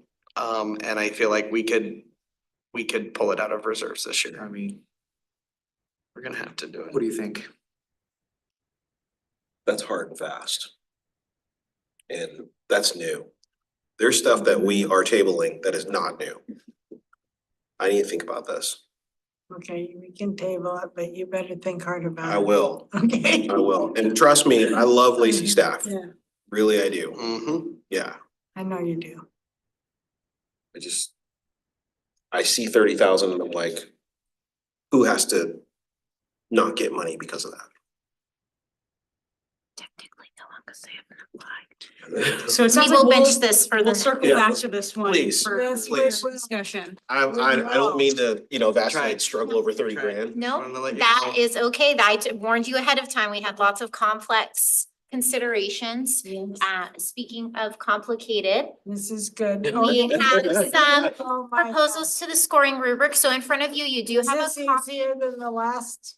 goal I thing? believe so. However, I have been looking at it for a few days. So in front of No, you, it offsets. you do have a copy of We're spending a long time. the current scoring rubric. We all have to stop. We have to be on the same They're page. getting a raise, no. They're not getting a raise. Yeah. Are you kidding me? You know how much money these guys make? I didn't know that, but. It sounds like we're talking about the rubric now.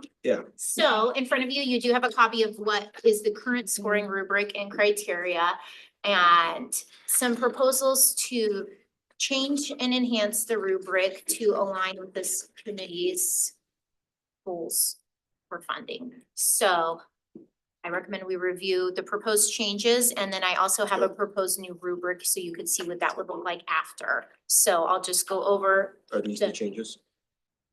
that is part 2, yes. What you? So right here is the current rubric that we're using, and one of the recommendations would be to increase the point weight for the location of activities. That would be consistent with any potential geographic location thresholds and also help supporting the maximal local impacts by giving advanced and heavier weighting to events in Lacey. The other potential option would be to remove the new activities scoring from the scoring rubric based on the fact that we haven't had any new activities. You know, that's a little inconsistent with some conversation we just had. Another proposal would be to remove the date of activity points that are currently assigned for activities in October to April, just based on the limited impact that had in the last application round.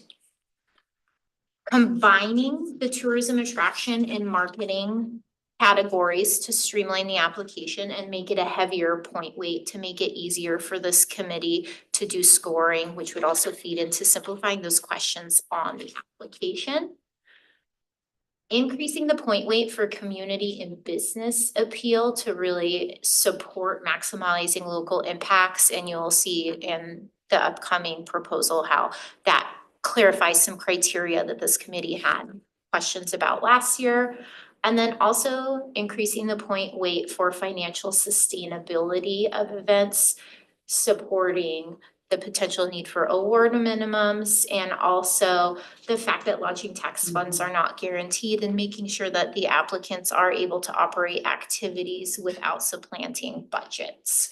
So also in front of you, you have the new proposed scoring rubric and what that would look like. So you can see up here under location, the increase up to 30 points and the new point criteria, which would be assigned based on these categories, improving those, making it more clear and concise that each category is awarded the listed amount of points, but then also clarifying, you will see some of those, so it's easier for you as a committee to identify what would earn those points.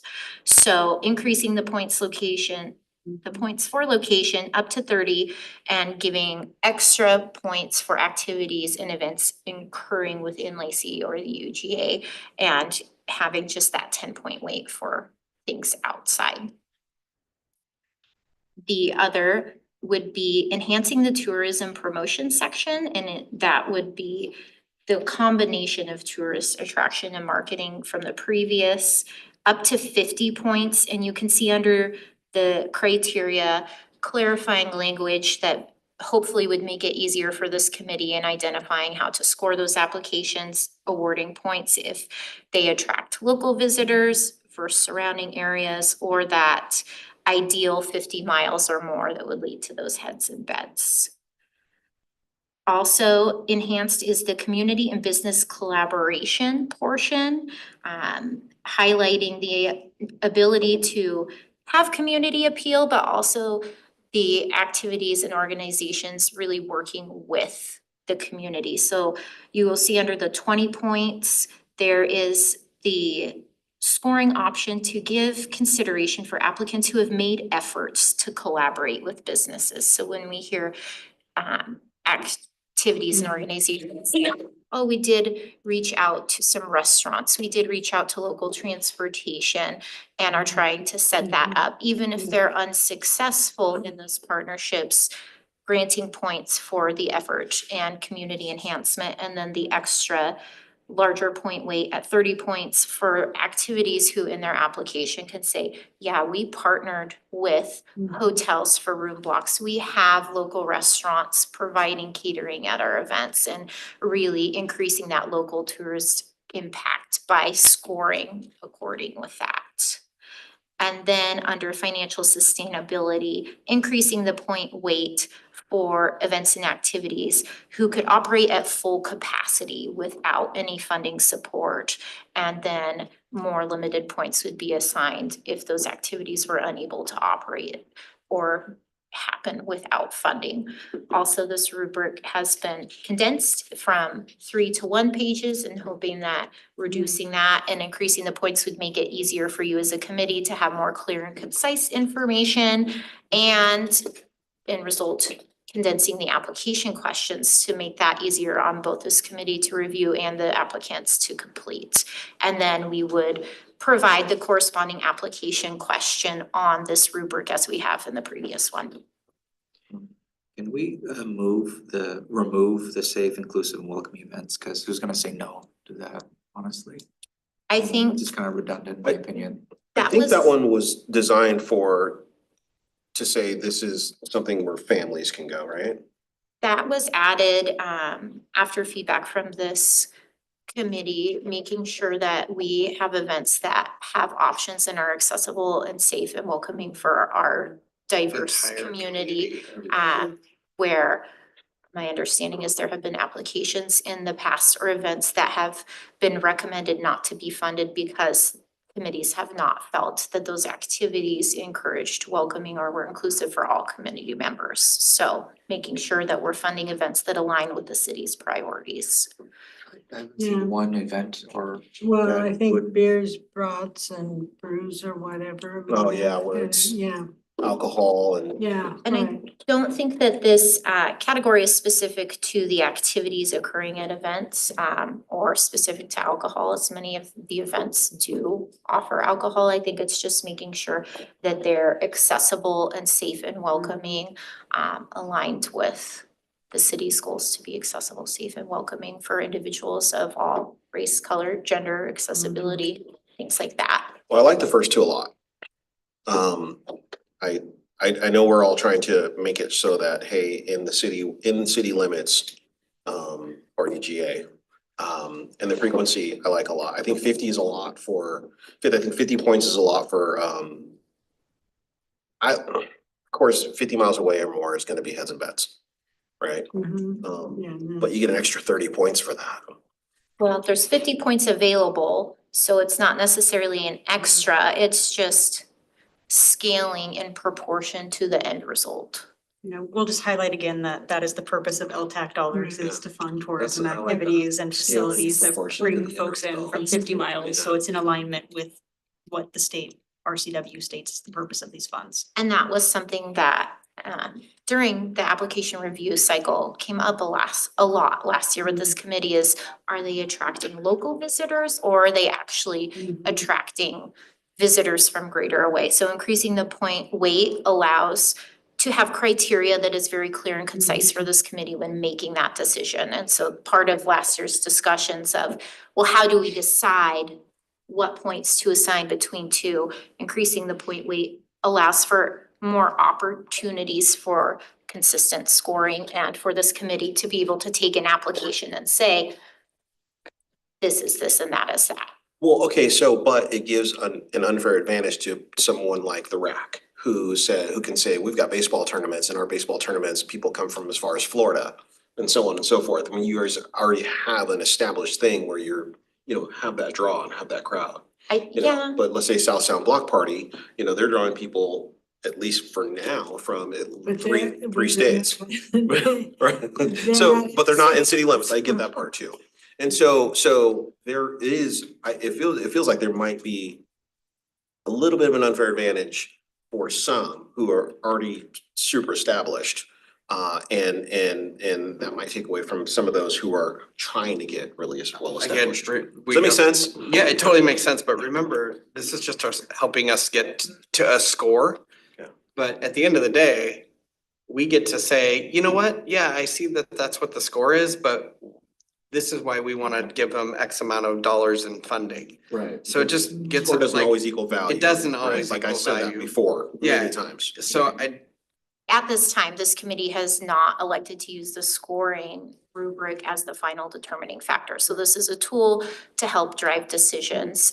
to talk conversation. Also, I think in She should have been an nature attorney. of lodging tax funding, You're on this state. funding is specific for driving tourism for 50 miles away. So this pool of money is not intended to be used as equal opportunity funding to support events in the community. It is used to attract visitors specifically from 50 miles. So creating an application and scoring system that ranks in accordance with the goals of the funding is unfortunate for some very valuable events. However, is consistent with the statutorily intended use of funding. You rest your case. Okay, really- yeah. I really like that it's, We understand, but, Yeah. and it's hard because we do have so many valuable and wonderful community Right. events. And that's one thing people love about Lacey is we are the place to live, work, play, and we have that. Unfortunately, we're so limited by the allowable uses of this funding that I think, as we have heard earlier, it's likely we'll hear and have a lot of more applications. So setting us up with clear and concise guidelines to be able to sort through those and make the best funding decisions is, I think, going to be particularly important this 3rd year. of July. How far away? I think we could pull up their application and see the events that we fund are at the discretion of the draw. committee, though. And It is. And again, I think that's all information that applicants provide and they work with, organizations like the VCB to get more Right, informed what's- data at this point. And those are great questions, for future applications as we review them. What we're just trying to do is to create a tool that aligns with the purpose of what these funds are for. And that's why that question is so important because that is what the big driver, the only driver, for what we have in statute. And so that's where we've tried to craft that question. But like Sadie mentioned, this is part of the review process, not the sole decision maker. And you all are gonna get the opportunity to make recommendations to the council. Okay. I like that it's a lot shorter. The only critique that I would have to it is sometimes I forget where my UGA area is, so I'm wondering if during the process we could have, when we're scoring, either we could have pins placed on a map for like Oh, that'd be cool. applicants. There is currently a question on the application that asks the location of the activities.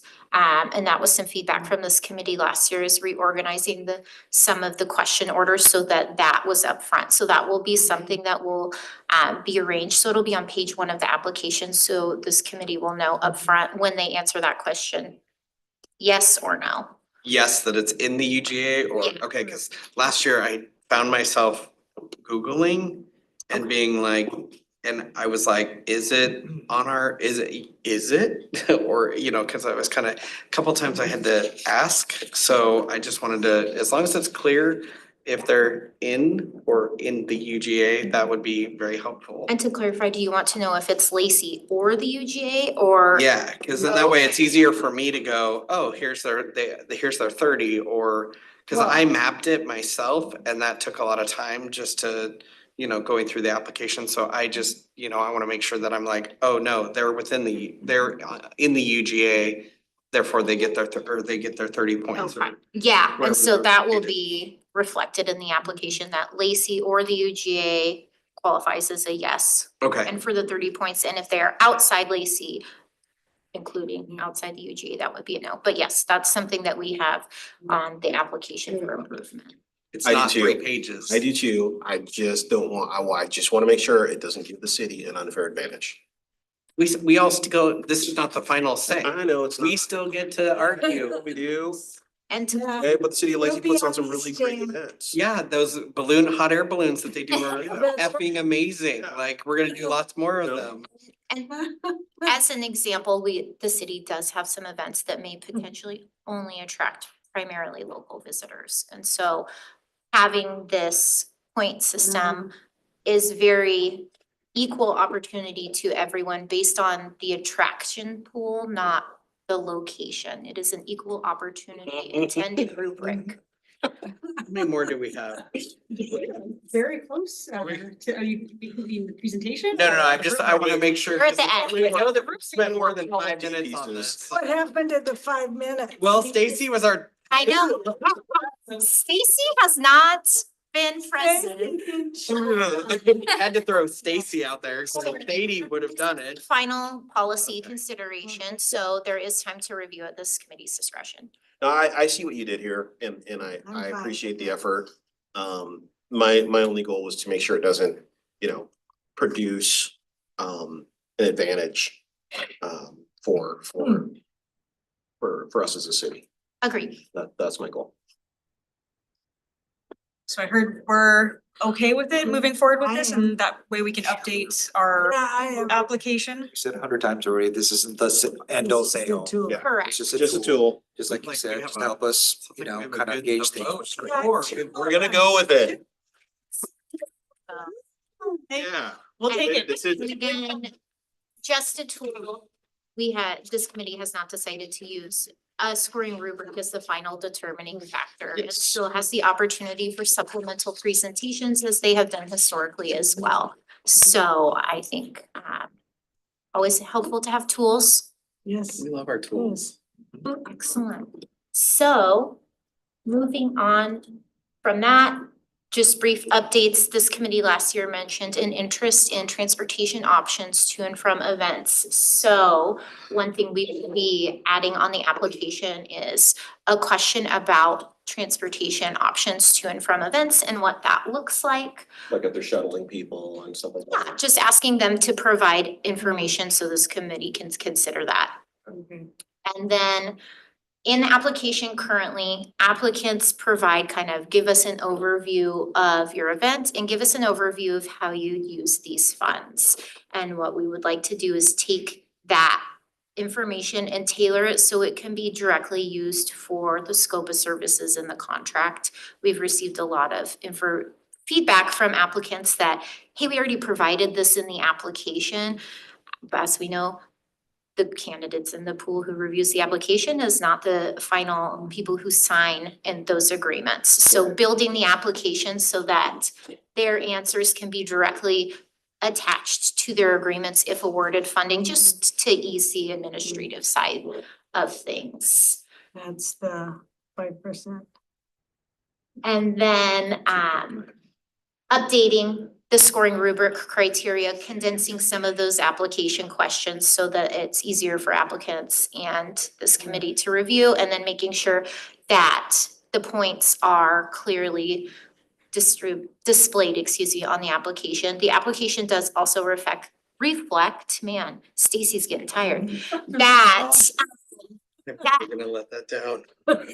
it does very clearly state that these are the points available, here's the criteria for you to reference, but this is not the final deciding factor. And that is language that's on the application, so applicants know too that those scores and questions are not the only way they're gonna get funding. And so we made sure that's very clear to applicants as well, so they know how this committee is reviewing those for consideration.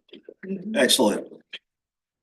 And with that, it looks like we have one more item, So, 2 more items. but easy breezy. Yeah. So just going over again, the anticipated application timeline for this year, more on the administrative side of things, but also hoping when the community reaches out to our committee members, you'll all know the application cycle will be opening in July. We are also aiming to host the lodging tax funding workshop in July pending availability of our peer jurisdictions. That way, the application can be open and people can come in and ask specific questions and get help all at once as is relevant. Opening or having those applications close, August 25th, and then we have those Lodging Tax Advisory Committee meetings scheduled in September. And we're strictly online at this point, right? Yes, all of our applications are online unless otherwise arranged at the discretion of the city manager. With that door lock because it's. Yes. Yes, you are all stuck with Stacy. Yes. So the last order. Sorry, I was gonna jump in. So yes, they are all online, and in previous cycles, haven't had anybody request any paper applications, but we would make them available, but they are currently used. Yeah. So we went paper, hybrid, online.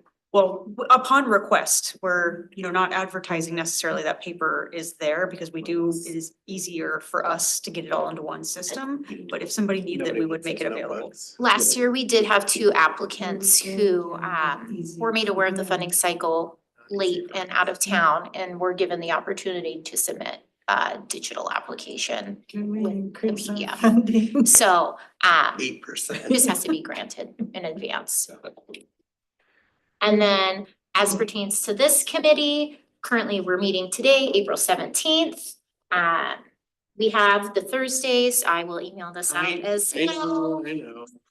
Scheduled as requested by this committee, we did schedule out all 4 Thursdays of September to allow that extra time to review and score, not have to make those decisions all at once. Also recognizing if during the scoring and review process, the committee comes to consensus sooner, there is the potential to not have all of the meetings. September 25th is the absolute latest that we can have our recommendations into finance because that is when they need the information to proceed with the budget adoption cycle with the city council. So this is what we're looking at. My only question for this committee would be, we had a lot of things to consider that we wanted time. Does this committee want to consider those things and review again at the September meeting or have an additional meeting between now and then to try to resolve? June. It needs to, yes, I would agree. Yeah, we need it. Commencement for us is after the 13th. So I'm crazy until the 13th. I So was if we thinking can, after the 15th. if we could do after the 15th, that would be amazing. So We just wanna make sure that we, make decisions on those and. is there a possibility, and I just can, cause Sadie is trying to get the applications out as soon as possible in the Oh, summer. yeah, And so right. is there a way that maybe we could consider May, like May 29th? That's my birthday. I am, City needs to buy. I have a couple things I in know, May right? Yeah. May 22nd, that would work. Thursday, sorry. Thursday. May 22nd. Yeah, I'll be back. And we could get cake on the 29th. Can you 22nd? Can We you, could do the 22nd too. Ruth? Should be okay. What if there's a Mariners Yeah. game? Yeah, what? When's my Mariners game? I said, what if there's a Mariners game? Oh, You gonna be The okay? 12th, I think there is. She can zoom from the game. Yeah, yeah. Please don't do that. What We about? might get some really good answers. That should be okay. Yeah, It's a Thursday, right? Correct, and the intention would be to have the same Thursday at 3:00, to bring back just specifically these items that, Can you The give committee. them to us so we can? yes. think about- 30 grand. And again, you have all the materials from today, but we would get a packet out again, but all We of do? the presentation Online, is but like I online. can provide you a digital copy directly. Okay. So, yes, I will revisit all of the other considerations and then send out a meeting invite for Thursday, May 22nd at 3 p.m. We want to do it 3 to 5. You can do it 3 until whenever this committee has consensus. You would, yeah, just We have 4 items. Is it 4? for scheduling purposes, we've got 1, 2, 3, 4, 5. At 10 minutes each is 50 To minutes. discuss? Correct. Those were the ones that were Okay, circle the back ones- to okay. later and do more I thought there was diligence. only 4, but okay, good. But I'm glad you're keeping So track. 2 hours, Yeah. Good, I need to go pick up my kids. please. Yeah. Okay, well, we've reached the end of our agenda, and if there is no further items, I will call this meeting adjourned. I'll second. Just kidding. Thank you.